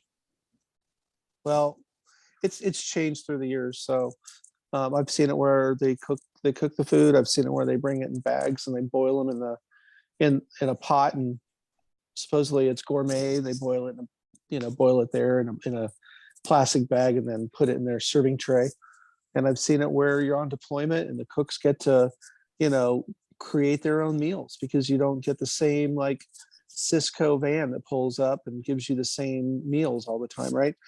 Some of it's horrible, Pork adobo in the Navy is not Filipino pork adobo by any means, right? So what's the food? What was the food like in Iraq? And do you say Iraq or Iraq? I say Iraq. Okay. Not Iraq. But I don't know which one's right. I don't know. Just I say Iraq. I see Iraq, but what do I know? The food was amazing. The food was great. Was it localized food? Was it? No. Okay. It was the DFAC was run by KBR, and KBR, Kellogg Brown and Root. I mean, you had like 6 lines in there. You had one line, which was a speed line, and then you had another line, which was the main line, whatever selections. And then you could go to another one, which was like a panini grill. Sometimes they would have the panini grill and like wings. I mean, like there's always pasta available. There was a taco bar. I mean, like, it was crazy. Like, was that the best food you've had in your Navy career? Believe it or not, no. The 2 best places I've had food is Iwakuni, Japan, at the Marine Corps Air Station. That was good food. And at the sub galley here on Pearl Harbor was the best food I've had in the Navy by far. Really? Yeah. On the base of Pearl Harbor. Yeah, that galley's well known for cooking great food. I think, there were meals that we did, like we would do like on NHTSA, we would have, and John Glaze was really behind this, but we would throw a thank you for the crew. And so we would all dress, we pushed it out of the wardroom, but the chiefs must have ended up taking it. But the chiefs were all in their blues.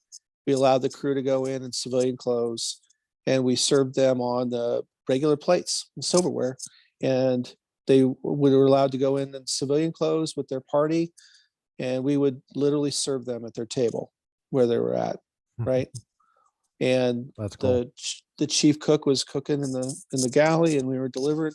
And it took a long time to do the crew that way, but that was awesome.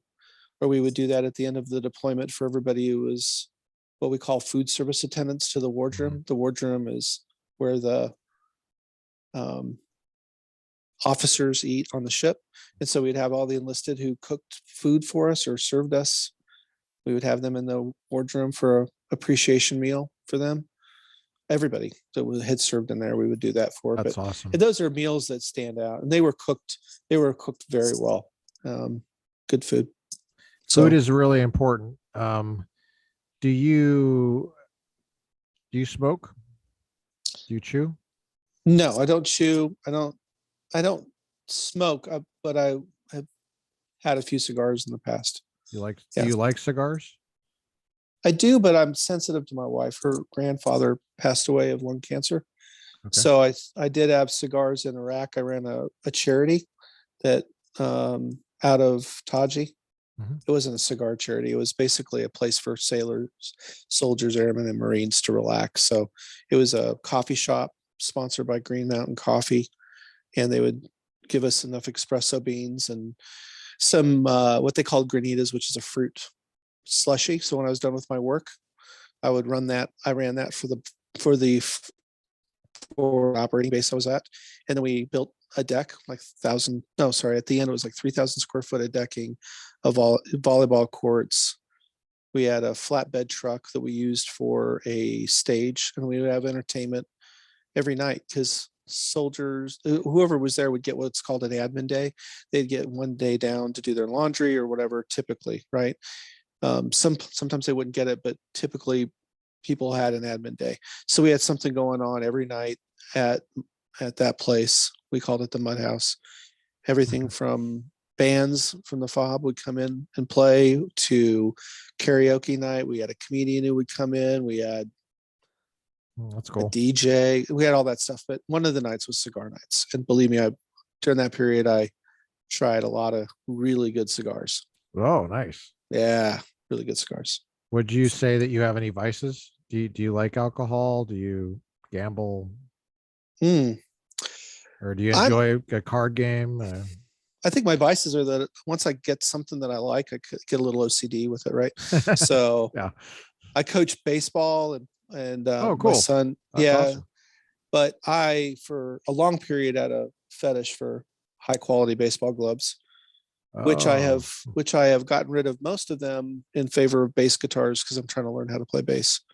But the glove thing was just because you like baseball, or was this some other kind of weird, sick, twisted thing that you like?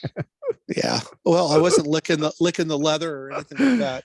But no, I think it was a little bit. My mom was a seamstress and growing up, I saw her sew. And so part of it's the quality of the leather, part of it's looking at the design and how they make them. They're collectible. Yeah, some of them are. I had if you want to follow baseball, Fernandez passed away. He was like a crazy good pitcher out of Miami Marlins organization. He died on a boating accident, and his glove of the month is like $1,000 now, right? Because they only produced it for a month, and it's a pro quality glove. I sold that for my bass guitar. So how long have you been into baseball? Since you were a kid? Yeah, but yeah, I'd say so. And then I played softball in the Navy, like at Kinea. I played softball, and then what is it about baseball? Is it relaxing? What is it? I think it's a good. To me, it's like life. You know, that's why I like baseball so much. It's like life, right? It's the little guy can win, or the big guy can win, or you're going to fail a lot, and there's going to be a moment where you succeed. It's a team sport. You can't win by yourself. You know, you have to have good pitching and good fielding and good hitting. I just think it's a great representation of life, both in successes and challenges, and I love it. Wow, you gave a very thoughtful answer to that question. Like, you really thought about this. Yeah. You have a whole philosophy of baseball. Yeah. When I coach, I don't talk about, when I coach, I don't talk about like going to the pros. I talk to them about making their high school baseball team or becoming lifelong fans of baseball, becoming coaches. And I just let them have fun playing. Oh man, that's huge. You seem like a very wise man. You, how do you stay in shape in the Navy? As I get older, it seems to be harder. I used to run a lot. You have to make time, right? You have to do Yeah. it. You have to prioritize it. Yeah, it depends on where you're at. Some places like the chief of naval operations will say that's part of your day, right? 3 times a week. You should be working out. Some commands are really good at that, right? And others aren't. And then as you get more senior, like for me, I find myself, instead of going to work out at lunch, no one's bothering me at lunch. So I can get like a lot of work done. Get work done. And yeah, and so what I find is it's harder now for a variety of reasons. One of them, I guess, is a little bit of a scapegoat. I can say that I'm working over lunch, but yeah, on ship it's harder. Shore duty, there's generally no excuse, and you just do whatever works for you to stay within the body fat standards and be able to do whatever the service requires you to do. What's your day like now? Like, do you, when you wake up, do you have coffee? Do you work out later? Do you work out right away? How do you wake up? What do you have for breakfast? So, it depends on the day, right? So if I can telework that day, I'll go to the gym in the morning. Like I'll wake up with my wife, we'll grab like a cup of coffee. What time? And then go work out. I get up at 5:30 every morning, and then we get out of the house, 6:30, 6:45 to go work out. And then I'll be teleworking about 8:15, 8:30. And part of that, to be honest with you, is a little bit of 06, privilege, because, some of the others need to be there 7:30, 8 o'clock. So I'm about 15 minutes so later hold than on a everybody sec. else. You tell them what to do? Is that how it works? No. I don't lead like that. So oh, really? No, interesting. the way I lead is, I'm glad I asked that. Yeah, I don't lead like that. I tell my senior chief, this is the mission. And, we need people to be at the office around 8, because those are customer service hours, 8 to 1600. How he gets somebody in the office, if it's at, if that person wants to go to work at 6 a.m. and get off earlier, that's up to him. He's got the liberty hours, etc., as long as the mission's getting done. Yeah. I comport with my boss's direction to have people in the office to provide support over a certain period of time. And within that construct, my senior chief will handle the labor. Because I'll work I work like 9 to 10 hours a day. So if I get there at 8:15, I'm still doing 9 or 10 hours a day. Yeah. Right. Well, it's the Navy. So you delegate broadly. Absolutely. You trust your senior enlisted. Do you have a junior officer working for you? No, not where I'm at now. Really? Wow. You're very high up, and then you have the next one below you is an E8. Wow. So right now I'm considered like a principal advisor in the program. So I've only got enough people to basically do the advisor and orders role. So I'm in reserve program management now. Okay. So we're basically bringing in reservists to meet mission requirements, both long-term orders and short-term orders. So we're doing that. We're doing programmatics. Like, does the unit have the right structure? Do they have the right support to support the combatant commander? Those kind of things. Combatant commander, for those that don't know, is basically when you go to war, the combatant commander owns all of the joint service forces to execute the war plan. Okay. So essentially they work directly for the president.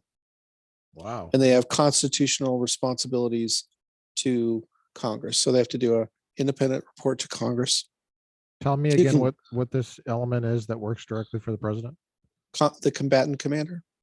So if you're interested, Admiral Aquilino just did his testimony before Congress, and I believe it's been uploaded on YouTube. I know his initial one when he turned over with Admiral Davidson, that one's on there. But he just got back from his testimony 2 weeks ago, somewhere around there. Yeah, and that's part of his responsibilities. What rank is the combatant commander typically? They're all 4 stars. 4 stars. Okay. Right. So remember when you said there's 10? Well, the 10 only exists during war. If we ever Yes. I gotcha. reintroduce a 5-star. Yeah. Right. Now, So when you're commissioned as an officer, you get a commission directly from the President of the United States. Mm-hmm. And in that sense, it's different than enlisted, because when you enlist, you don't get that. That's why you call it a non-commissioned officer, NCO. Correct. So the president can fire you. Is that right? Well, obviously, I mean, I guess so. I mean, but that's not typically how it happens. How right. He's delegated that authority, right? So you can be fired wow. though. Absolutely. Yeah. Now it doesn't have those terms, right? So there are a lot of people think the military is just another level of bureaucracy. And I think there's some truth to that, but I do believe there are many others that see it as a professional, as in the idea that you have a code, that you are policed from within. There's a whole bunch of, at least academically, when you say the word professional, is a professional, right? I'm not trying to say that others don't increase their knowledge of their of their job, but the typical definition includes lawyers, and military is one of them. So we police our own force and kick out folks for non-complying with regulations, rules, etc. Is there a due process? Is it do you have to go through a court martial for that? Yeah, absolutely. Okay. Or for example, you don't promote fast enough, right? Your professional skills in that area are not up to speed with the pay grade, and you're not going to make it to the next pay grade. Okay. So then you could find yourself on the other end of that. Meaning, so in other words, you've been in 04 for 5 years, and there's no 6-year 04s, you're out. Is that kind of what you're talking about? Or yeah, the general context of that's correct. But yeah. Yep. How long have you been a captain? 3 years. We totally skipped over your 05. This is all the commanders out there. So sorry. And lieutenant colonels. What did you do in your 05? Well, I had command of what's called a regional support organization. So during President Obama's presidency, he enacted what's called the shift to the Pacific, which was to bring more and more vessels and capability to the Pacific. And that's what I was in charge of in the Pac Northwest, or in the Everett area, for surface warfare, meaning all the surface ships. So as ships were flowing into Everett, I was responsible to ensure that all of the capability that you would find in San Diego, whether it's training sailors and crew, equipment infrastructure, to even medical, right? I was aligning that port for greater capacity in those areas, right? Because at the time there was only 2 frigates there, and they were going to pack the port. So, Everett, Washington. That's right. Mm-hmm. And there's also a little bit of like oversight over maintenance that's going on in the port for the ships. There's oversight in providing a place for people to go when the ship deployed, right? Some people don't go with the ship for various reasons. I provided legal assistance. So if somebody did something really bad and they didn't want them on the crew with them, then I would take them. There's some really interesting stories, not fit for radio, but how many people did you have working for you as an 05? I had a small command. So I had everywhere from 45 down to during different phases down to 25.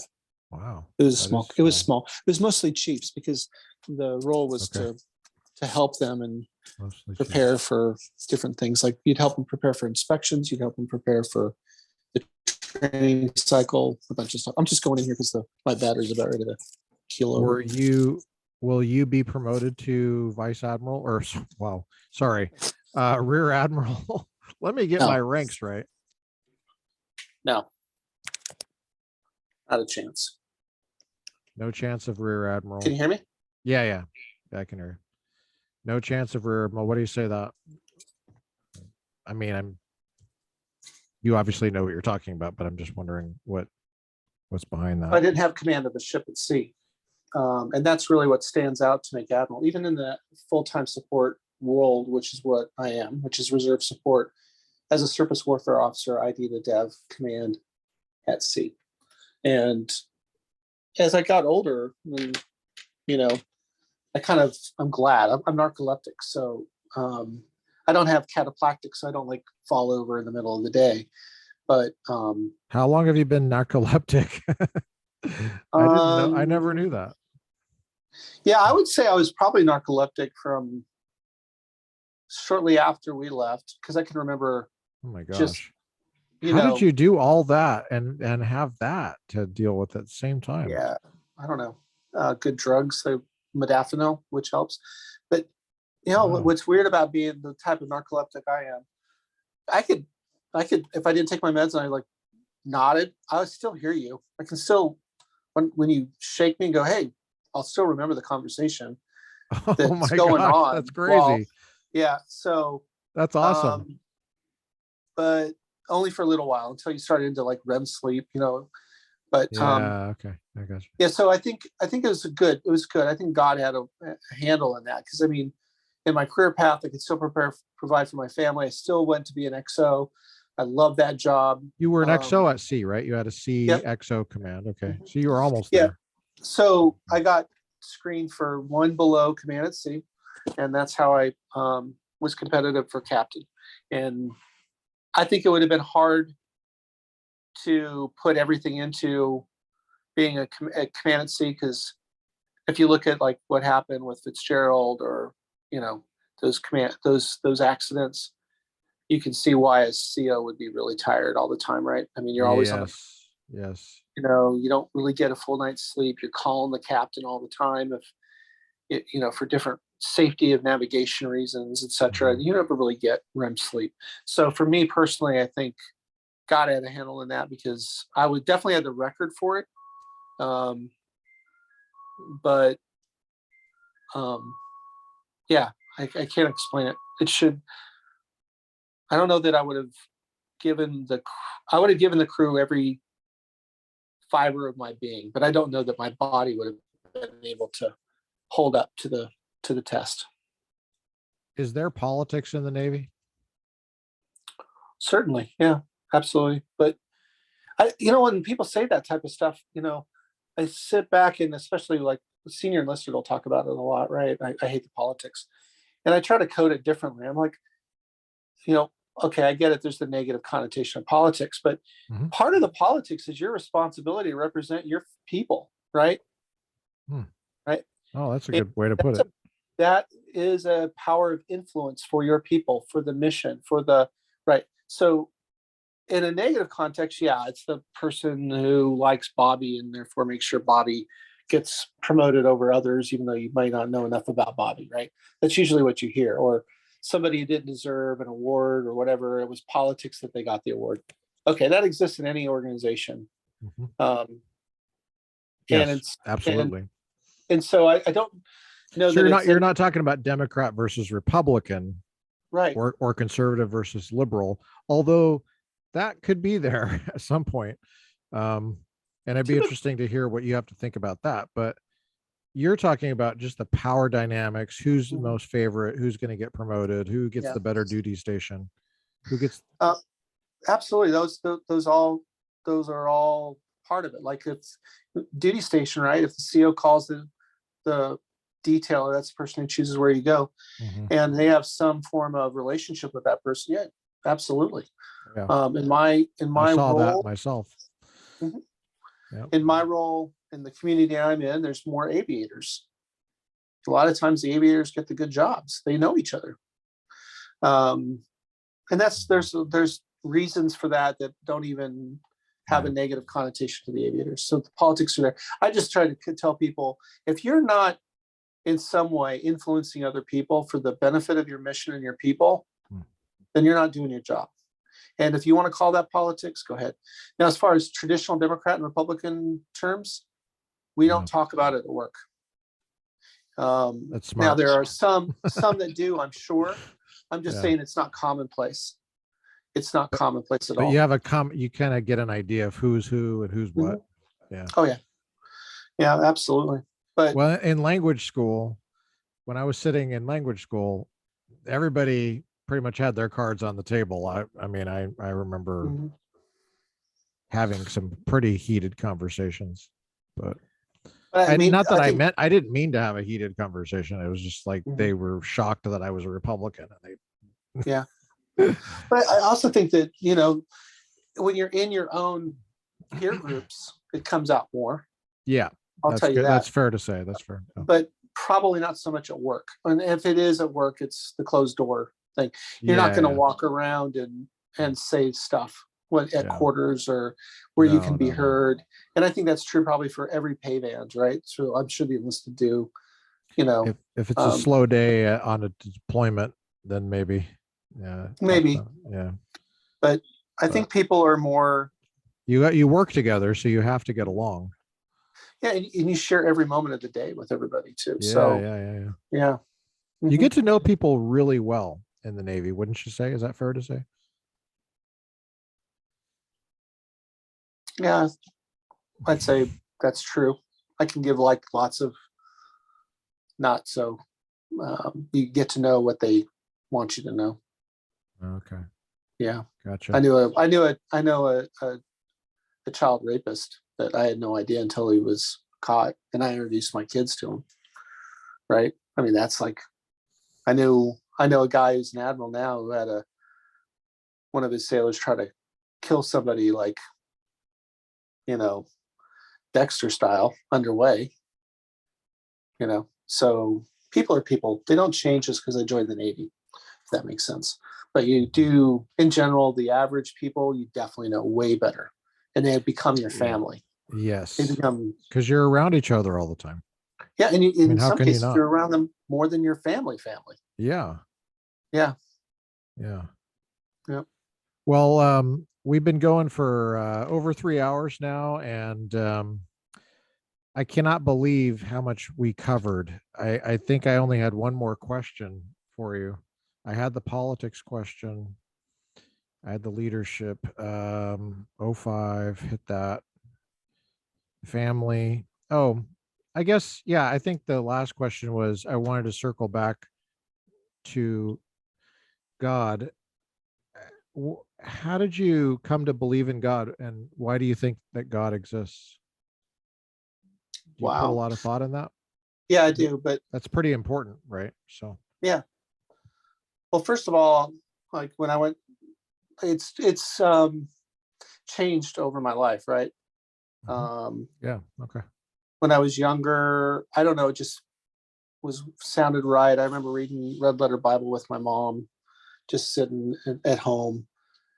But I think there's a couple things that really stand out for faith wise. And one of them is when I was going to college, and, you know, you're doing introduction to history, like it was a history class, believe it or not, but they're talking about like from the primordial ooze, all things, you know, and the common sense of that just makes my head hurt. Like, show me any example of where chaos generated order, and let me know. Because at that point, I'm like, I'm done. Like, how do you get specific DNA order for Labrador retriever? Okay, they're probably genetically altered, but I mean, like, for specific genus and species from chaos. I'm sorry, I cannot get out of that without a God. I mean, there's one. From specifically within Christian faith, I don't speak in tongues, and I know people have varying thoughts on it. But when I'm in Boston at I don't even know what denomination it was, but it was an all black. It was the first black church in Boston. It was like right next to MIT or Harvard. I can't remember which one. And we were there, and I'm hearing them speak in tongues, right? And then I go back down to Virginia, and it is the same. I'm not talking about prayer language. I'm talking about speaking in tongues, right? And it's the same. And then being a language guy, you can tell these things, right? I mean, I don't know about you, but, and then I go to California and I hear it, and I'm like, it's not like you can go to a class. It says, okay, here's how you can speak in tongues, and here's the, you know, how it sounds or whatever. That's another one where I'm like, I absolutely know. Then there's obviously the personal testimony element, right? So you're saying they really were speaking another language, or you're they were. saying It's very, very, very similar when they speak. okay. Yeah. So you're saying it's legit. I think it's absolutely legit. Yeah. Okay. Gotcha. Now, whether or not the full biblical application of translation and all that happens, and whether or not that context is required at the moment, that's a totally separate conversation. I'm just saying. So God, it's not like they're gonna. so you're saying God is the best explanation for the existence of order. Absolutely. Yeah. Okay. And then, as far as Christ, it took me a while to kind of get around the standard stuff that, people go against. And then finally, there's some elements I just turn over to faith. Right. So, and I've had to do a lot more of that when Leia passed, but. Oh, that sounds really hard. Yeah. But you know what? That's part of life, How would your part of life, but how would your Navy career have been different if you didn't believe in God, do you think? well, I know people think they don't have that morals and religion are separate, but I mean, what would guide me to do the right thing for people and not for myself? I mean, think about it. So it impacted the way you lived, you're saying? Yeah. I Okay. mean, the way you treat people, the way you believe in things, and the way you relate to people. I think having faith centers you on things that are transcendent of just being in the military, of just doing the mission, right? Is it a fear of God, or what is it that is guiding you? You want to please the Lord? Do you? Yeah, I think that's probably the other side, right? My mind is bent more on service and loyalty and love and dedication, right? So do I fear? So it's not fear of punishment of God, or is it? Maybe, I don't know. I don't think I'm there yet. I think there's a good reason. There's a good reason for it, but so you're saying I can't control that, Lucas. I can't control that element of it, but I can control my attitude toward it. So am I going to sin? Absolutely. I'm going to sin. I'm going to sin another, however many times, right? And I can't fear that element. I can just concentrate on getting back up again and moving forward and I got you. loving people. I mean, so you're saying when you look at I'm just going to be at the level of God, so that it's not denominationally specific, but just at the level of God, you're saying morals and religion are tied to that, and it does affect the way you live. And you may not be able to explain exactly how that works, but it has something to do with your motivation, your psychology of wanting to serve, wanting to do the best. It's not an unhealthy thing. You're saying it's a healthy thing, right? Yeah, absolutely. Yeah. So you're not saying that an atheist can't serve. You're not saying an atheist isn't necessarily or is a bad person or something. You're just saying, no, not at all. I just find it a really complex argument to talk about it. But I do think that maybe I'm biased because I'm a person of faith, but I just think when it gets hard, right? When you're presented with dilemmas, right? Dilemmas between the duality of man, your own bad decisions and good decisions. If you have faith that guides you through that without going after your own personal objectives, and knowing, and to take back from one of your other podcasters, I think it was Dr. Market, knowing that was it Merchant, Dr. Merchant, where he talked about Merchant, he was talking about a totally different thing, but if you think about his concept of a maximally good or a maximally gracious God, right? That whole conversation is the way I view the way I approach my life, right? So if I submit in faith, even for the things I don't fully understand, that he is maximally good and I'm going to serve him, then I'm going to do it because of that inherent personality trait of my loving God, right? So and I try to transition that without talking faith at work. Now, Right, sometimes I'll talk right. crap, and I know I shouldn't be doing it, but but in general, I'm trying to do that. Yeah. And that involves, like, I've had to lead, gay service members, and I want to make sure they feel loved by me, right, when they're with me. I've had some pretty uncomfortable conversations, but the way I phrase it to them, they know, I love them as a Christian, right? I'm not going to do anything bad to them. They know I'm going to operate from ethics and morals and military requirements. So you're saying that this has come up as a, Mhm. well, you've been in the military for so long. There is all sorts of stuff about that's come up. Right.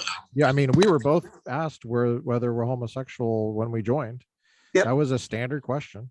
And yeah, there's a lot that's happened in your career, and it does impact. So but I think what I hear you saying is that you believe that God created people in the image of God, and everybody is equally created in the image of God. Would you say that's fair? Yes. Everybody has rights and everybody has responsibilities as creatures of God. Whether you believe in God or not, that's still true. So an atheist is still created in the image of God. They still bear God's image. They have a false belief there's no God. Is that fair to say? Right. And I'm called to love them. Yeah, absolutely. I'm not the one that. In fact, God will be upset with you if you don't. Right. Right. So now, how can you love your God, not your neighbor? Yes. Yeah. You can't mistreat people. You can't. Right. Now, whether that means that marriage is all of a sudden redefined, that's a separate argument for me. Right. I mean, the definition of marriage is over here, and that doesn't necessarily mean it has anything to do with how you treat people. Now, I know that the redefining marriage people will disagree with that, but but that's, I think, what the debate is about, actually. Yeah, but I've also found that debate loses a little context when Christians don't oppose Commonwealth marriage. Right? I'm not saying all Christians don't oppose Commonwealth marriage, but there's definitely not enough people condemning Commonwealth marriage. And if you're not going to if you think about marriage the way a Christian believes in it, you're going to pick Commonwealth marriage as okay, right? I think you lose a little bit of ground. Now, I don't know if there's a fallacy in argument. What do you mean by Commonwealth marriage, just so everybody knows what you're talking about? So, like, for example, in some states, if you live with somebody for like 10 years, you're bestowed certain rights, particularly with healthcare, et cetera. Sometimes it's called common law marriage. Yeah. And so I think if you think about marriage in the context as at least the three main religions believe in it, right? That should go against the very beauty of marriage, the very sacrosanct version of marriage. And then you have the court coming in and going, you live together for 10 years, therefore you're married. It's a tricky issue. It's a sticky issue because you're bringing the state in with the government and religion, and then there's another issue of isn't there separation of church and state? Should the religion and state be separate? It's even more complicated in the Navy and the military because we have chapels on base. We have chaplains that are paid by the government. Yep. And I mean, it gets even more complex when you get into civil unions. Yeah, that's true. Huh? But yeah, I think what I typically attack it is I don't go to the specifics and the policies, right? Yeah. Unless they push it.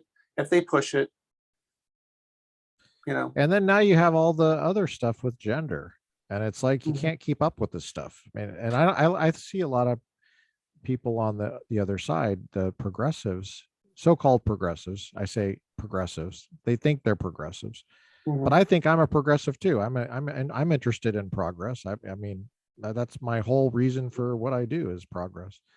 But I just think it's kind of manipulative to say you're a progressive. I'm a progressive because I believe in progress and you don't. Well, it's like, no. And you also believe in conserving. It's not like I'm a conservative and I only believe in conserving. You don't believe in conserving anything. I mean, that whole debate about marriage, why would you want the word marriage if you're not interested in conserving something? Marriage is extremely old. When people say the word traditional marriage, I'm like, what do you mean traditional? Everything is traditional in the dictionary. It's not just the word marriage. Traditional apple, traditional tree, I mean, it's just a language. It's just describing reality. And why not just create a new term? If you are so against tradition, you love tradition, actually, you love it. You just want to shape it to your own desires. And I'm against that anyway, but that's my view. I know that this is your view. This is not the Navy's view. We probably stated that already. And so for the gender elements, right? Yeah. There's risk at hand. And that's things like your and I'm sure they've thought of this, but I put it in every one of my comments, and they solicit it as my fear, and it's not really a negative opinion on the Navy's policy, other than it would be constructive feedback, is if you had somebody who did gender transition, they get in a car accident, or they're not even doing gender transition, right? Most people don't do full gender transition within the military.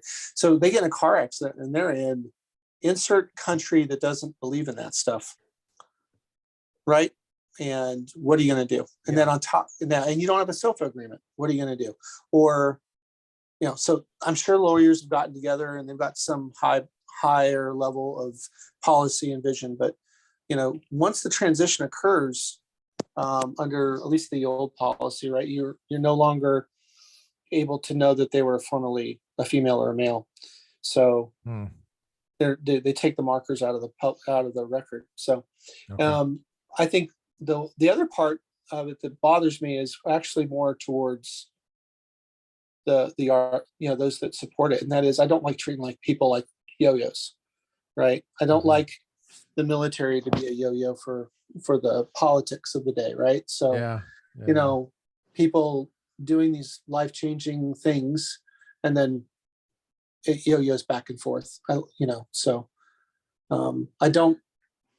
I'll keep it at that part. Sure. Yeah. And I think it's just a feature of technology, I would say, because war fighting is further and further away from the battlefield. And when that happens, I think there's going to be a transition to treating the military more and more just like a bureaucracy, like the Department of Labor or something like that in Washington, D.C. Because you can kill people from thousands of miles away. And it's like a video game. And now you can't, I'm not saying you can totally, but the war fighting elements that are face to face are the most traditional, right? In terms of closer to what it was like in Sparta. Well, maybe that's a bad example, but just ancient warfare where it's warfare. That's what it is.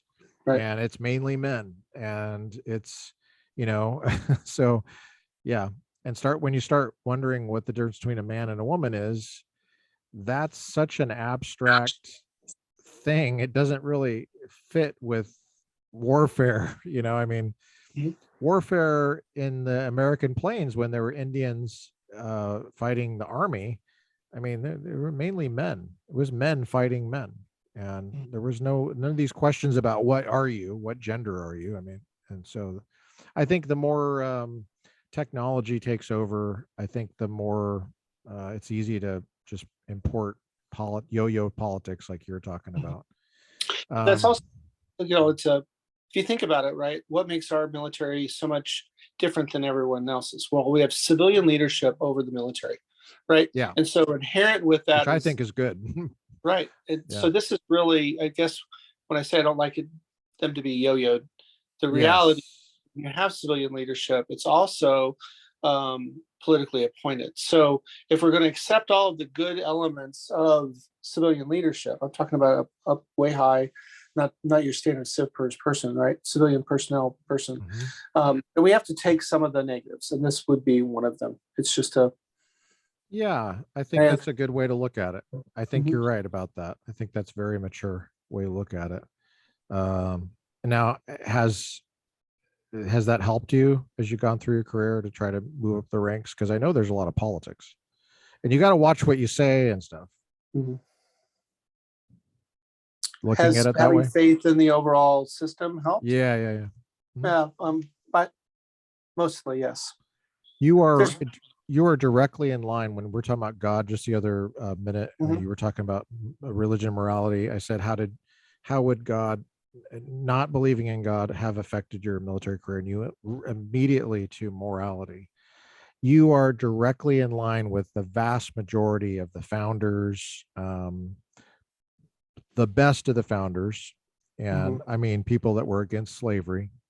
They could see what it was for what it was. They were the people that fought the Civil War and won and ended slavery. They all believed that there's no way you can separate morality from God. I mean, just look at Lincoln as a good Mhm. example of that.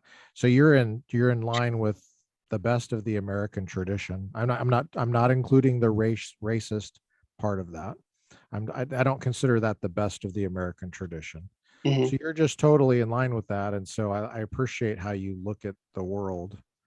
And, but you were about to say, I think you were about to answer a question or something. What were you about to say? No, but Okay.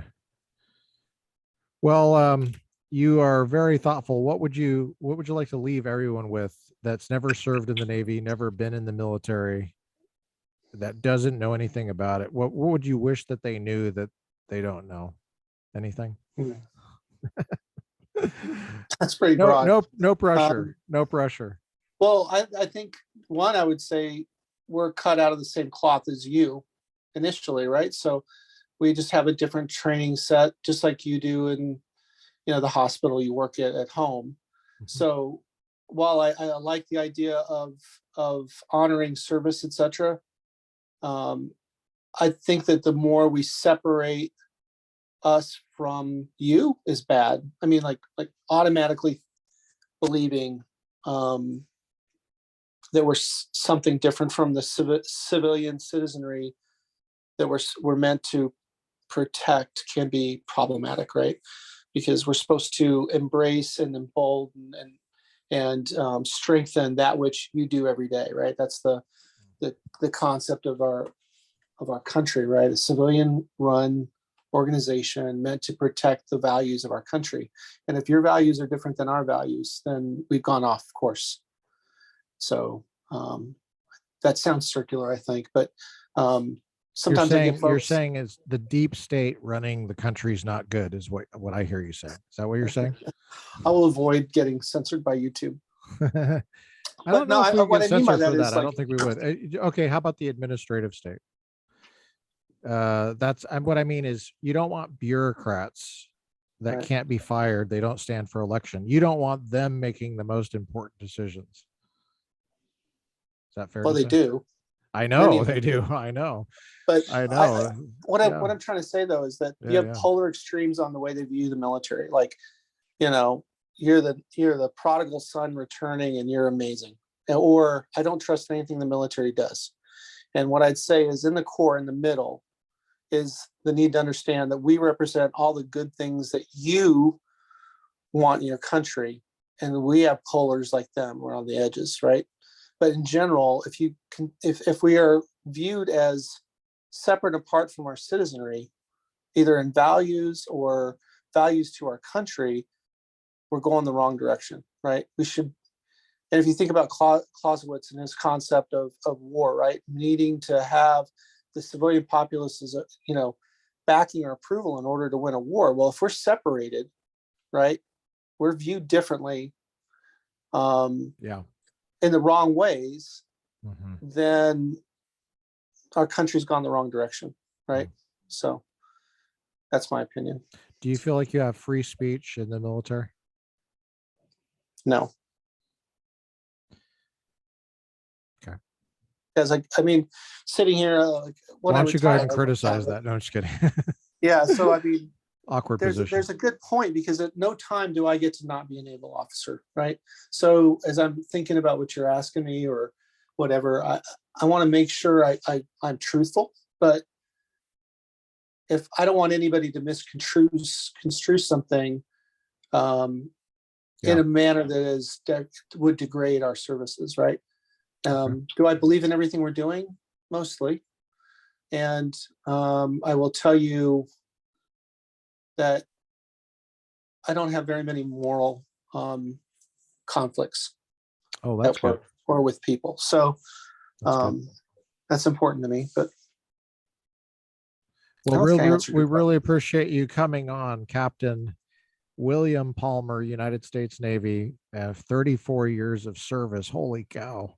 So you're like going to be 75% of your base pay when you get out, right? Or is it more than that? Can you It's get more? more. You can get Yeah, more? Cool. Yep. They've enacted 2.5, just like every 2.5%. Oh, cool. Yeah. Well, I'm glad for your sake and your family's sake. We really appreciate you talking to us from your historic 1920s Ford Island in Pearl Harbor home. And so we all salute you. Appreciate For it. your It's a service. privilege to serve.